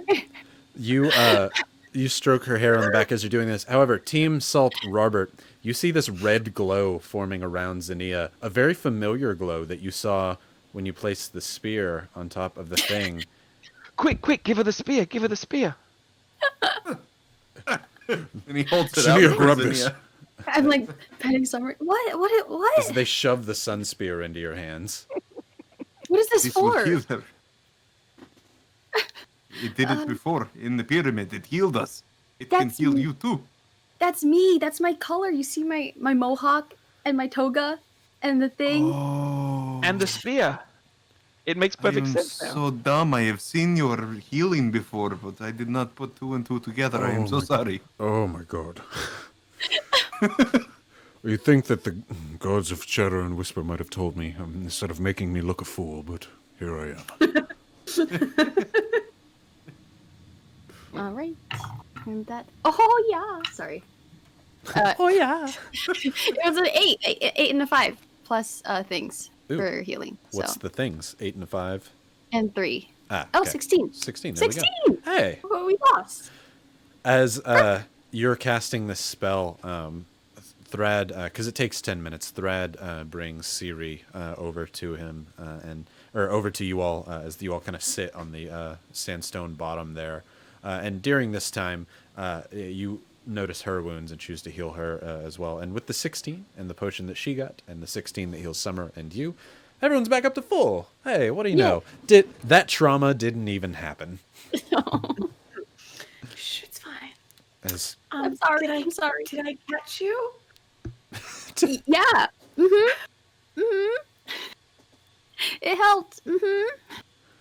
I'm glad. I'm like, Deception. I'm feeling much. I'm like, feeling Summer, much better. it's bigger than you. Oh. Robert, That's how you now act. team, actually, Catch team, are me you pretty fine. focused on Zinnia's kind of being hurt here right now? Yes. Kind of my imagining. Actually, same with Salt. You're probably worried about your sister. So only Robert is going to be able to make this. Great. Robert turns back and looks and says, "Hey, did you all hear that?" And looks back over at the cliff face wall. Everybody looks up and you don't hear or see anything.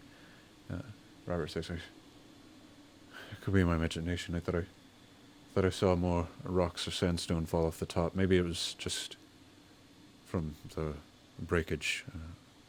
Whatever. No, might not be worth thinking about. Okay. We should probably check that out. Move away from the wall. You want to go back up there, Summer? Nope. I'm fine. Oh, actually, I getting down here was fine, wasn't it? That's not a problem for you or Salt. I think we should just move away, right? Yeah. That way. Let's go. Are the tieflings back up? Zinnia, this Okay. is about the time Movable. where, your spell, the same effect, Team Salt Robert, that everybody saw before from the spear that radiates out. Zinnia, as you finish your prayer, stroking Summer's hair one last time. Summer, as she does this, it feels like, you're in like a mother's embrace here, as it just kind of, the bruised ribs that you had kind of heal themselves back up as you feel ready and good to go. Whoa. I do a backflip. To test. Roll me in acrobatics. Oh no. Please roll a 1. It's fine. I'm an acro rat. Oh my god, I'm really good at acrobatics. 21. Oh, yeah, solid. As soon as it goes, Summer, you're like, whoa, as you literally do a very quick backflip. Like, you're ready to go. See, That's my I'm sis. good at- yeah, we're fine. Let's go. I did roll acrobatics. No. That's us. The acrobats. Ta-da. Acrobatics. God. Definitely. Thread, both to move forward as well as mess with the chat, says, Siri, let's get out of here. But Thread says, let's get out of here. I'm done with this desert. I don't want you in here a moment longer than you have to be. Let's go. As he starts looking forward, come! Kind of yelling back to everybody in the party. All right. This way. Right? As we Cliff down. walk away from the cliff boss. The cliff boss. The hardest boss y'all fought so far. Far and away. As That's how it always goes. That You all- numbers. begin Nothing walking for- back to the northeast, the way you were heading before, still following Salt, your original direction, trying to get there. You're starting to be able to see, you're not sure what might be a mirage, what it may be, but something in the distance which looks to be a higher cliff face. Maybe it should be ocean, you're not sure, but you're thinking you're getting close to the end of your journey, maybe 5-10 more miles. It's still quite a ways, and you're probably not going to put... oh, somebody said I need to say, hey, Siri, and so I will do that next time. Thank you, Shakira. Your hips don't lie. Thank you for showing me how to do that. Yeah, why? Oh, no, I'm not taking that one. That was great. Right. So, sun has started to set, same as it was before. You're starting to get towards the end of the journey, but you're going to need some more thirst quenching. It's getting close to the end. You've had a long, hot day. You've literally fallen off a cliff. You all can choose to continue to go through the night, and you might be able to make it there by the end of the night, or you may take a little bit longer. So I do need people to drink up, though, so you're going to need to use another drink source. Tell me what you're using, if you're wanting to use water or if you're wanting to use the cactus juice. So, Nia, did you say you had water? It did. I do now. Would love a drink.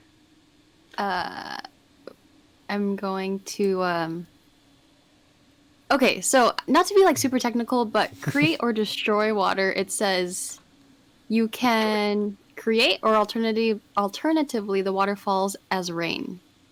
How do you want to So do then all right, I'm gonna tell everyone, have everyone take out their water skins, empty out your cactus juice, and stick it out and prepare for some rain.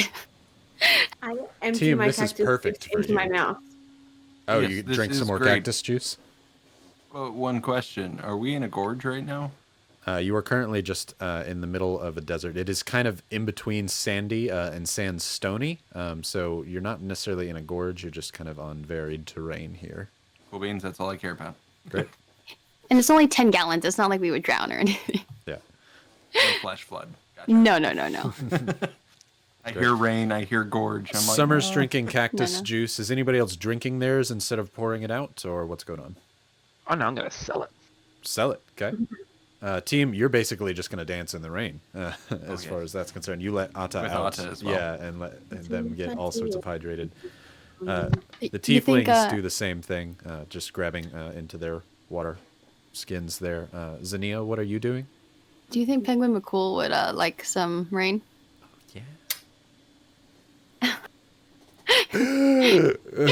Oh my god, who fell on the hat?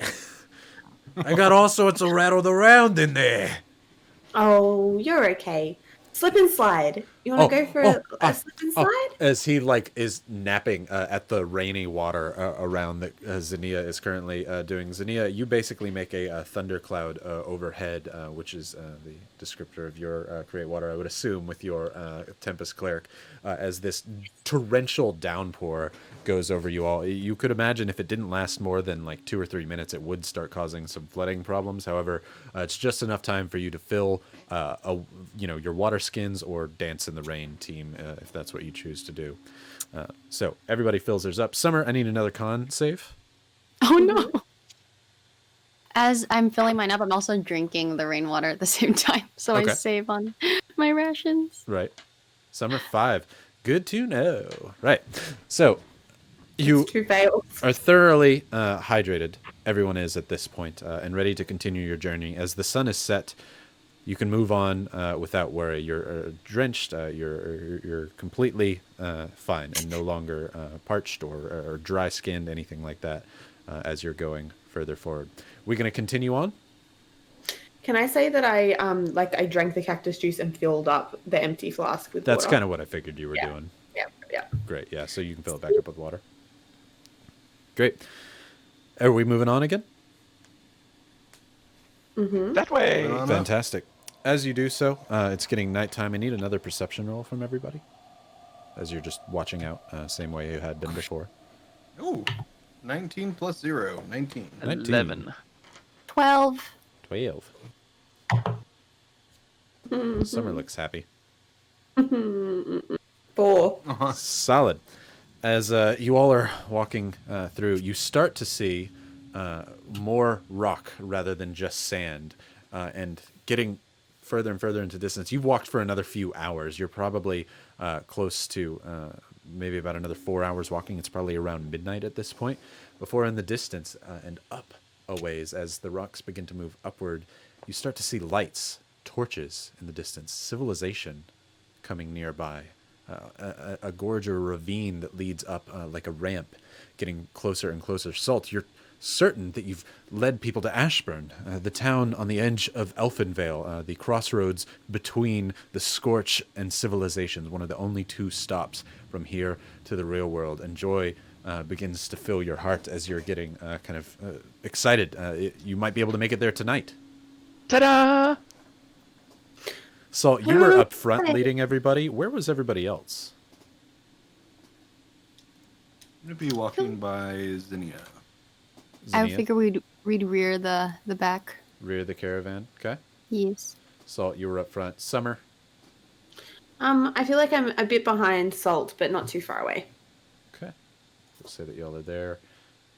Okay. Not that I need that for any reason, you know. Not that there's a map or anything being Not at made. all. Or... Not at all. I thoroughly was not expecting you all to not do anything in the pyramid, but I have prop maps ready to go for any sort of terrain, which in this case it happens to be desert. As, with your perceptions that you did roll, Zinnia and team, suddenly as you're walking, Salt's like, yes, we're here. We're about to make it. Yes, it's not much further. Everyone kind of celebrates and begins talking back and forth to each other. Like, this is, oh God, we can finally sit down and rest for a minute. This is going to be it. As team, you and Zinnia suddenly get pulled down to the ground and drop down as you feel an immense crunch into your legs. It feels like a bear trap has gone off onto your legs. Yep. As both of you take 13 points of piercing damage onto your legs. Ow. As this happens, you all look back and suddenly, shaking off its invisible exterior, you see the dreaded beast of the sands, one that people come to make their living from, make their fortunes, or to just call themselves hero. A salamander appears, biting its way right into your back legs. Its jaws, think in description, Toothless from How to Train Your Dragon. It's like a pinkish yellow version of Toothless with no wings. It is very large. It's got this rounded head that bit into both of your legs at the same time. As it had its turn, invisible that it was, I need everybody to roll me initiative. Dun, dun, dun. And while y'all are doing that, I'm going to fire us over to whoosh, transition into the map here as you're in this deserty sand area. Don't have to worry about sight or anything, as there's nothing around you but desert. And there is this giant salamander creature here that has just bit into Team and Xenia, knocking you both prone on the ground to start. What is everybody's initiatives? I'm going to move chat out of the way. Yes, it is very much like the salamander from Monsters, Inc., invisible and everything. Good comparison there. Okay. 13 from Xenia. 16. 19. 16, Sorry. 19. Salt. Okay. Team. 12. I need my pre dice. Am I hearing 12 from team? Yes, 12. Yes, 12. Okay, sorry. It was just going quickly. Oh, Randall. Oh, you're all good. Okay. And... Ooh. Alrighty.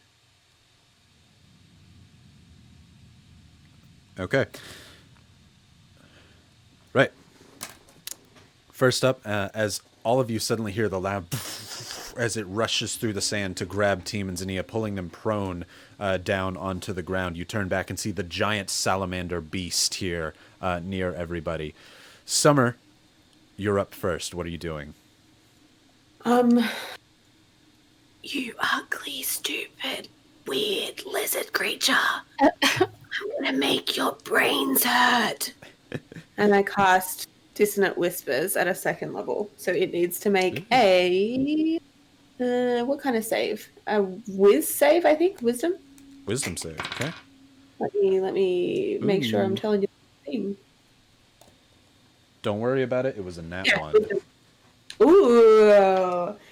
So, he's gonna take... Ooh. 17 points of psychic damage. Hot dang. And he's going to use his reaction immediately to get the heck out of there. He's going to leg it. Well, he's going to move as far as its speed will allow away from me, not into immediate danger. Ooh, Are we okay. still in this mount? No, you're just knocked down to the ground. Okay, cool. Good follow-up question. Right, so it's going to use its reaction to run away. I'm just going to move y'all on the screen because I positioned it to the far left there. And so I'm going to move y'all and then move it afterwards. So and it's not chasing you. There we go. As it turns and runs its full distance away from you. On its turn, it will have to try and run back. Anything else you're doing, Summer? No, I have no inspiration left. All right. That's it. That goes to Salt. Wait. Why are you running away? I will run over to Team and Xenia and try to help them up. Between my two hands and my tails. Oh, you're going to use your action to try and pull them up so they don't have to use their move? I like that. That's a good use of an action. I'll allow that. Absolutely. As you run over there and pull them up so they don't have to spend their movement getting up. What else are you doing, Salt? Literally, with those two, that's all I can really do this turn. I mean, they're big. They're like 2.5 salt, right? Oh, right. Crap. Has salt just become a measurement? Salt is not. Salt is what have I done? 1/4 of an elephant. So he's a fourth of a down under? A fourth of a down under. I like it. Robert runs and holds his stance as he takes his shield and bashes it or his spear and bashes it onto the shield and yells out, "Come at me, beast of the sand!" As he holds an action ready to stab into this thing if it runs towards him. The tieflings turn towards you, Salt, and they yell at you, "We're close to civilization, yes?" Yes, we are. We are 14 circus circles close. Okay. As they turn and nod to each other and look down, as team, you have the spear, correct? Yes. Right. Thrad chooses to back up, seeing an opportunity here, and takes his bit of black energy and boom, blasts you heavily with an Eldritch Blast attack. Oh, you don't trust these suckers. Oh. Bitch, we gonna get you. As he does so, you do get hit by it, taking 6 points of force damage. It's not bludgeoning, it is force damage, so you're not taking extra. As it blasts into your shoulder cage, as you were currently looking over at the salamander, it is a solid hit into you. As not only that happens, off to the side runs Siri, and same thing, she aims directly at you as well, and out of her hand, in a bolt of red energy, like a spear itself, begins to light up as she throws it at you, guiding its way towards you. She's going to roll to hit. Also a hit, as you're going to take a lot of damage from this. That is... shit. That is 19 points of radiant damage from a guiding bolt coming to you. Oh, team gets knocked unconscious as the bolt goes into you. Your bones begin to glow the same red of the spear that she throws at you.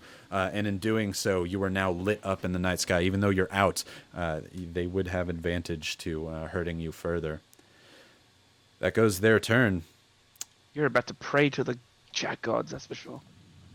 Salamander takes the rest of his turn to run back up, and in doing so, with his movement, he's going to run up and attack Robert with both of his bite attacks. The first one connecting, the other one, Robert's far too strong to be hit by. However, Robert needs to do a strength save.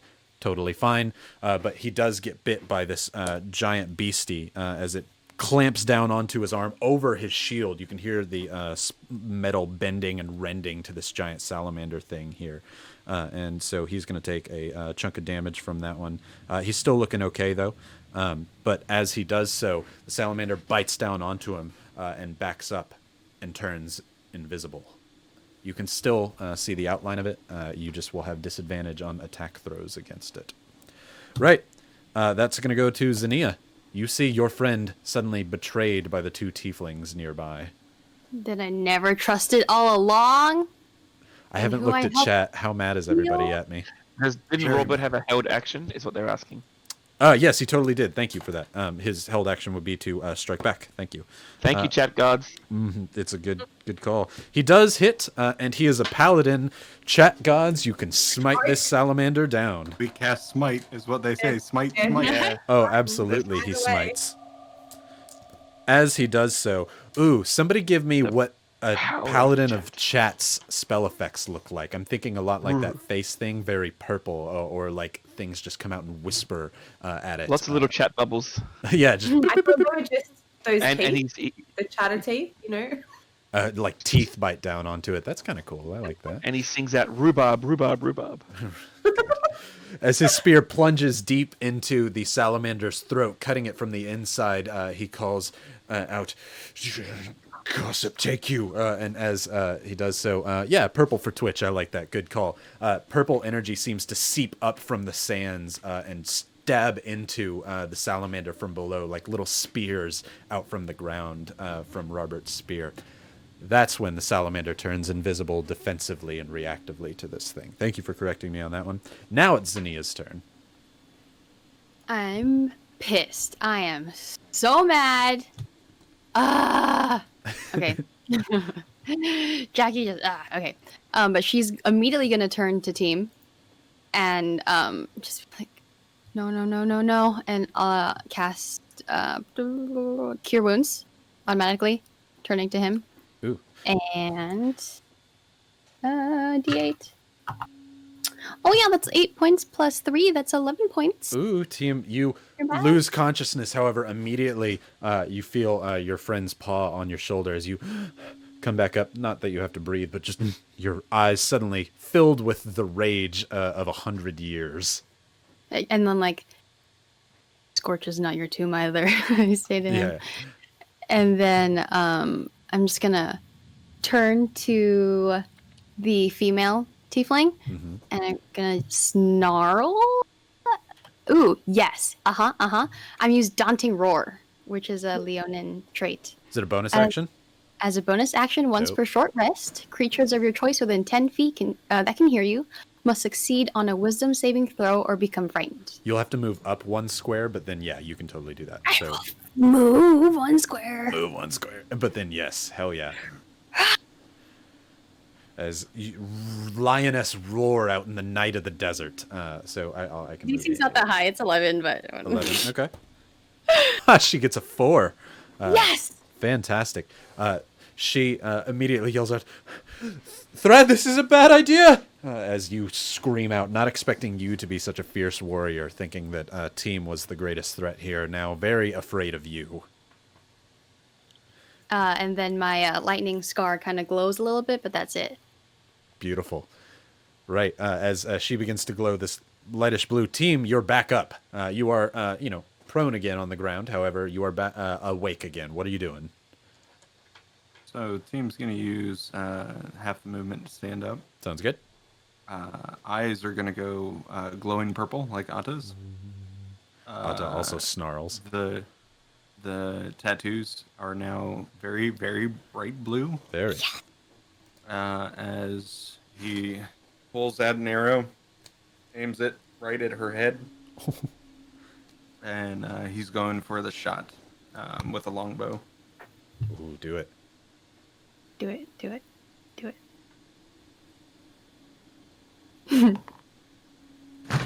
Yes. Yes. Yes. Yes. Yes! What do we Yes. got? It's a fucking natural 20 in Oh, your face, bitch! Dude, you know what's so crazy about that? Since I didn't use my GFY earlier. That's fine. Go for it. Do Go it. fuck yourself. Do it. Do Yeah. it, you son of a bitch. I'm Do doing it. Reroll that shit.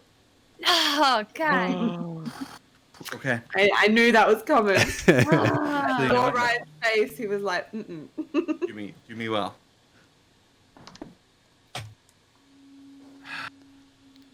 What do you That's got? gonna miss with a 14, I assume. Let's see. What do we got here? Nope, you're good actually. She is not armor. Cool. I'm wearer. also gonna action surge as well. Oh, beautiful. So let me roll this damage real quick. Yeah, do it. Absolutely. All right. So that's gonna be 7 piercing damage. 7 piercing damage. Roll your second hit now, and then we'll see what happens before I describe. Beep, beep, beep, beep. Oh, this bitch. That is a 12 plus 7, so that's going to be a 19 to hit. Does hit. She pissed off the wrong motherfucker. Let me try and roll that in my tray. There we go. That's going to be 5 plus 3, so 8. So more 15 piercing damage total. on top of that. Yep. Beautiful. As immediately, as soon as you get up, you look over at Thrad, and then look directly at his wife as you fire 2 Oh, I'm going arrows. to get him where it fucking hurts. As they both sink right into both of her shoulder blades as she cries out, "Ah, Thread!" Trying to get her husband to help her as much as she can. I'm going to use the rest of my movement to get alongside next to Zinnia. I think she's already right next to me, isn't she? No. I'll move you up there, though. Actually, I'm I would like to. away so I could let scare me- her. Move yourself if you want Let to as me well. let me put myself in between Robert and Zinnia right there, Beautiful. Right. and that's my turn. Goes back up to Summer. Summer. Pause for a Pick second. him up, sister. Yeah. As I don't know if you remember some cactus juice that you drank earlier and Oh no. did pretty bad on. As you hurt the salamander before, but speaking, it rumbles your stomach. You you fall to the ground and vomit up the rest of the juice this turn. Your turn is wasted as the juice begins to affect you. That's your turn. Okay. Salt, it's your go. All right, I am going to charge at. We've given her the funny nickname of the bitch now, haven't we? Seems like it. And while I'm charging, I'm going to yell out, "Her death is on you, Thrad!" as loud as possible. I love it. Do it. And then I am going to attack and sneak attack with my tail as well. As always, tail gets sneak attack. Go for it. Roll your dagger first. Dagger first. Again, Why you am can I- declare your sneak attack after if you want to make sure, like, oh, the dagger hits, I want to use sneak attack, but I Oh like no, the I thematic. always use my tail sneak Okay. attack. I like it. Cool. So a dagger plus 5 is 22. 22 definitely hits. Right in the abdomen where she had the wonderful rope damage. As you stab and try and slice across, trying to reopen the wound, as she, Thread! As you go with your tail. That's a bad roll. 1 plus 3 is 4. Ooh, that is not superb. As you run up to stab her, you wouldn't have been able to get the sneak attack anyway, as there's nothing that can give it to you here currently, so no worries. As you slice across, your tail tries to whip into No, her. I get the sneak attack because of my Oh, swashbuckler, that's right. Yeah. As she uses magic to block your tail out of the air, not enough to pierce through. Anything else you're doing? Oh, then I do my. So that was my dagger, and now I'm going to do my tail as a bonus attack. I thought your the second attack was the what you were talking No, about. no, Oh, I've only done 4 one attack so damage. far, which is Shit. 4 damage. Yeah, I'm sorry. Never mind. It does not block it. The dagger goes right through. Absolutely. Perfect. Roll to hit with the and tail. then I'll use my signature move, tail through the legs, upwards into the individual. Absolutely. Roll to hit. Whatcha! What a beautiful sight, guys. Nat 2-0. Wonderful. With the sneak attack, Hold give on. me that damage, boy. I already used your pretty GFY, die. so Yeah, you can GFY out of this roll. get wrecked. Karma is on our side tonight. I get 2d4 and 2d6. Oh. 2d4 and 2d. Should get 2d4 and 4d6. Sneak attack Yes, gets doubled. sorry, correct. 6, 4, 16, 17, 18, 19, 20 plus 3. 23 damages in the nuts. In her lack of nuts, as your tail literally goes, you open the wound up with your knife as the tail goes up through where there is no skin resistance, through her guts, right into the heart, and pulls immediately back out. She, Thread, run! She falls down dead into the dust and into the sand on the ground. And I'll finish my turn by pointing back to him, saying, "On you." Oh, I love it. Right, let's go to their turn. We're going to start with Robert as he's trying desperately to deal with this salamander here, as he tries to stab into it yet again, using the power of chat to smite if all available. And he does hit Robert even with... Oh, actually, shit, I forgot the... No, he doesn't. Invisible salamander, disadvantage. As he tries Yeah, to... fighting inspiration. Oh, he hasn't used it yet! Is it enough? He hears in his head, "I love you, I love you, I love you." He hears, I love you, I love you. It is totally enough as he stabs into nothingness as you all just suddenly hear the cry out of the salamander as, again, he's going to smite, of course, one more time as he does so into the salamander. Another huge chunk of damage from the Paladin of Whispers here as the salamander, you can't really see it, but it is crying out in quite a lot of pain as he pulls his spear back and looks back. Kill the tieflings! As he's trying to hold the defense there as much as he can. However, now angered by what you've done to his wife, Thrad no longer can sit on the sidelines and shoot his Eldritch Blast. He runs up with his sword. As he said, he did study the sword as it begins to glow this blackish energy, as he is a hexblade, as he goes to stab Salt and cut him down for all that he's worth. That's a 1. His anger blinds him as he tries as best as he can, but Salt, you literally backflip your way out of it and jump off of his wife's body back at him and are in combat with him currently. That's going to go to the salamander here. The salamander, seeing that he's taking a beating, is going to attack Robert twice. He does have to come out of invisibility for this. He hits Robert once. Robert has to make a strength check. Robert's a strong dude. But he does do a huge chunk of damage into Robert. Robert is barely up at all now as you hear Robert cry, "Ah, I can't hold him," as the salamander bites down, trying to pull him down, but seeing that there are more able-bodied prey here than he currently expected, the salamander is going to try and hightail its way out of here. Salamanders are smart hit-and-run creatures. If they can't get it, they're going to get out of there. That is an attack of opportunity from Robert, though. He's going to try one more time. Solid hit into it, not invisible anymore. Smite again, why don't we? Huge chunk. You can actually see the salamander is bloodied now at this point. Solid hits, guys. Good job, chat. As salamander books it out of here and is trying its best to leave. It would be a tough roll to catch up to him. But we're back to Zinnia now. She wants to be petty. But she wants to handle Thrad, the bastard. So she's gonna look to him, and she's going to.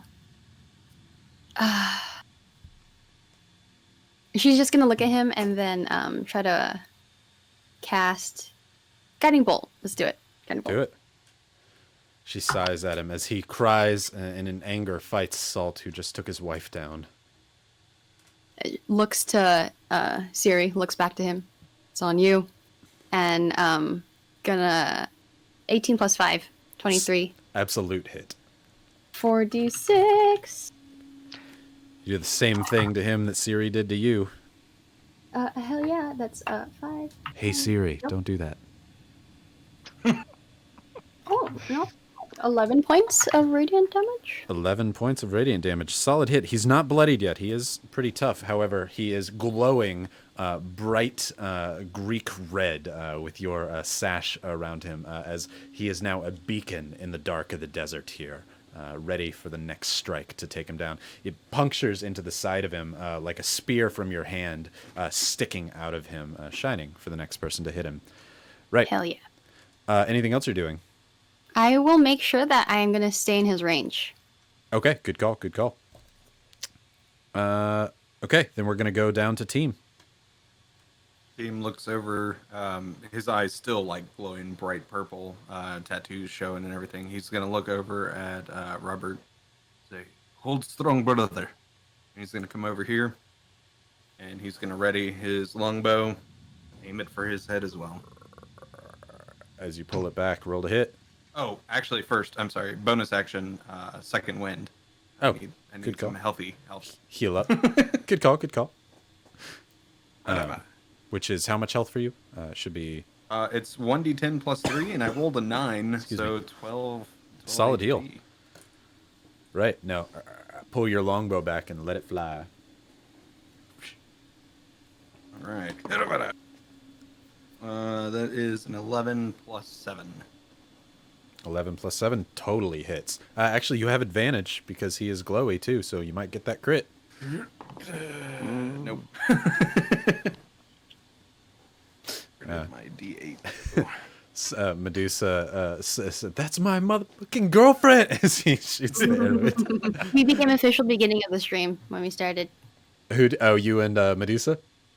She said Zinnia is her GF, and I was like, all right, accepted. Accepted. That's the girlfriend. I rolled a 7 on a D8 plus 3, so that's 10 piercing damage. Ooh, 10 piercing. Great. He is looking bloodied as you fire an arrow right into the spot where Zinnia glue a target in the dark for you as it dissipates the red fire like particles flying through the air. It is a solid sight to behold. And I was right here. I don't know why I moved back. I'm going to use the last of my movement to get right here next to Zinnia. I like it. Summer, it's your turn. Okay, I'm gonna. How am I feeling?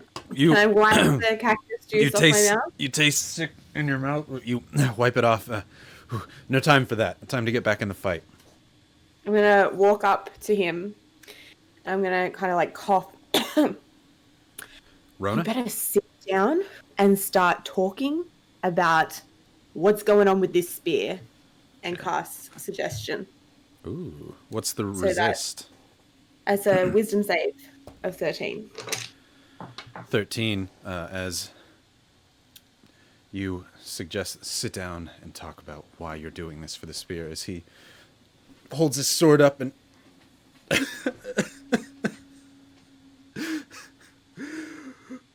we just wanted the money. That spear is worth more than the kingdom that we come from. We just wanted the money. And this is where greed will get you. And then I'm gonna attack him with my tail. Oh, no mercy. Do it. Absolutely. mercy. Bonus action. It was a 1. Ah, It's just instead of an attack, it's just a smack him. sassy tail swipe. that's what it gets you. I will say that because he failed suggestion, he is under that for 8 hours. So he's Beautiful. just going to sit there and talk. Salt, are you going to let him talk? I pray to the chat gods. Chat gods, last few minutes, we want to go quick. Does Salt hold his hand back, or does he Thumbs up. get Thumbs his revenge? down. Somebody said way past that. Let him die. Talk, kill him. Bye-bye. Finish him. Bye. Do it. Hit him up. Natural 1 on my dagger. All right. We That's I'll fine. follow through with a That's fine. tail. What'd you get with the tail? I followed through. It jumped, so let me have a look. 17 plus numbers.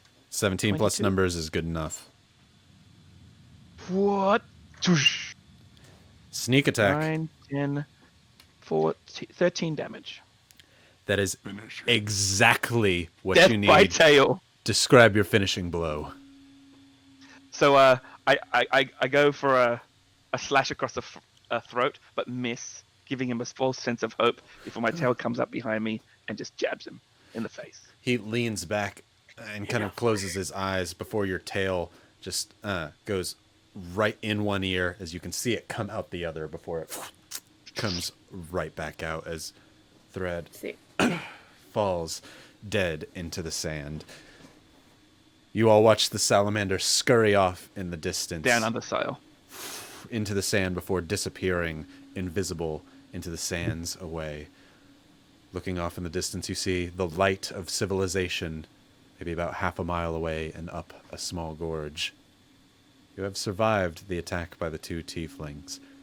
We're going to pause it there for the night, and that's where we'll stop it. Next time we have Gil guesting us, we'll loot those bodies, I'm assuming, and head on into I was civilization. going to say, possibly pause it with team yelling out Robert and grabbing Zinnia.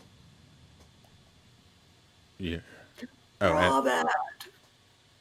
oh, are you doing I anything? mean, from last I understood, he was not looking too great. Oh, okay. Yeah, I see what you're saying. Letting her know. Okay. I was like, okay. I was just confused. Yes, you try and get Zinnia's attention for that.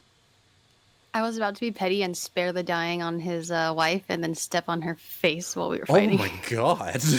Holy Holy. my girl. Don't mess with That's my girl. Zinnia. Yeah. I was like, team priorities. We've been through shit. 40 elephant high shit, alright? If it makes you guys feel any better, I did a pre-roll for a death save, and it was a 1. Oh Just so god. you know, if it had gotten to me, I would have already had 2 death saves. Dang. Oh, sad. Medusa Also, said, we're my definitely girlfriend. Chat was like, We're gonna double stab these bitches so they don't come back up, right? Just to Like, be sure, you know. This is dead. They're We have dead. another giveaway. We do. Let's hit that giveaway up. We got 1 minute left. It's kind of past it, but we're going to do 1 more minute. Make sure you do your exclamation point LUD to enter for my Cherry Blossom set, which I will pull up right here. This is a good set. I'm sad to see it go. It's the one that I used all night tonight, and it finally redeemed itself after the horrible session of losing the spear. Mhm. So good luck to everybody.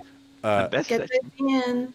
Couple shout outs real quick just to make sure that when you come back next time, Gil Ramirez, the master forge smith who makes the dice for Critical Role, will be joining us on the very next Red Wagon Inn. So you want to make sure you're there for that one, as we don't want him to fuck us, as should be told. Don't fuck me. And on top of that, Sunday 8 p.m. on the stream here, Safi Chan will be drawing most likely the cliff scene. Cliff scene Surprise or Happy Xenia Fan. holding up the blood spire. Either one. Y'all got to let her know what you want, though. And then Monday 3 p.m. Rye. Monday, when you 3 do p.m. Lore Forge. I think we're going to make another subclass next week because making that time domain cleric was just so good. So come join us for that as we make another subclass for the homebrew.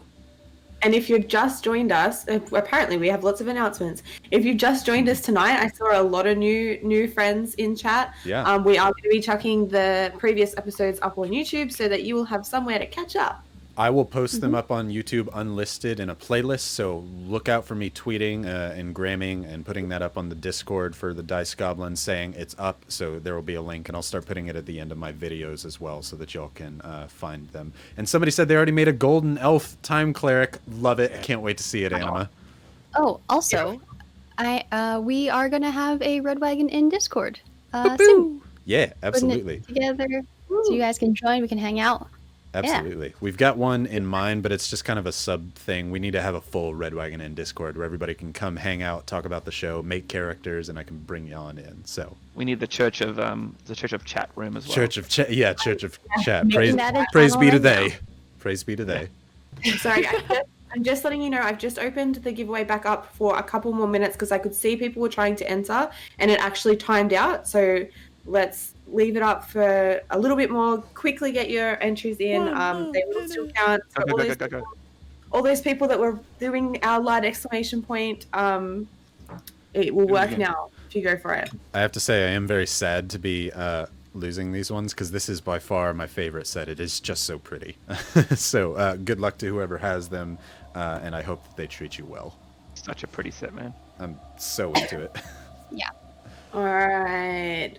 5, 4, 3, 3, 2, 2, 1. 1. Boom. Close. And the winner is Who do we got? Who do we got? Who do we got? Ooh, Corthane! What's up? Corthane. Woo! Corthane sounds so familiar. They haven't won one before, have they? No. Okay, good. Just making sure. every week. Either way, they still can. But awesome. Congratulations, Corthane. I'm so happy that you're going to get this set. So Bree's going to reach out to you to get your address, and I will get those sent off as soon as possible. So make sure you're checking your email so that I can send them as soon as possible. Yes. Awesome. Thank you for being amazing, chat. Thank you so much, everybody, for coming and Thank hanging you out. for saving my life, chat, tonight. You Yeah. did it. Praise be to Seriously. they. We'll see you next week on the Red Wagon Inn, everybody. Have a great night and have a fantastic day tomorrow. Thanks, everyone. Bye.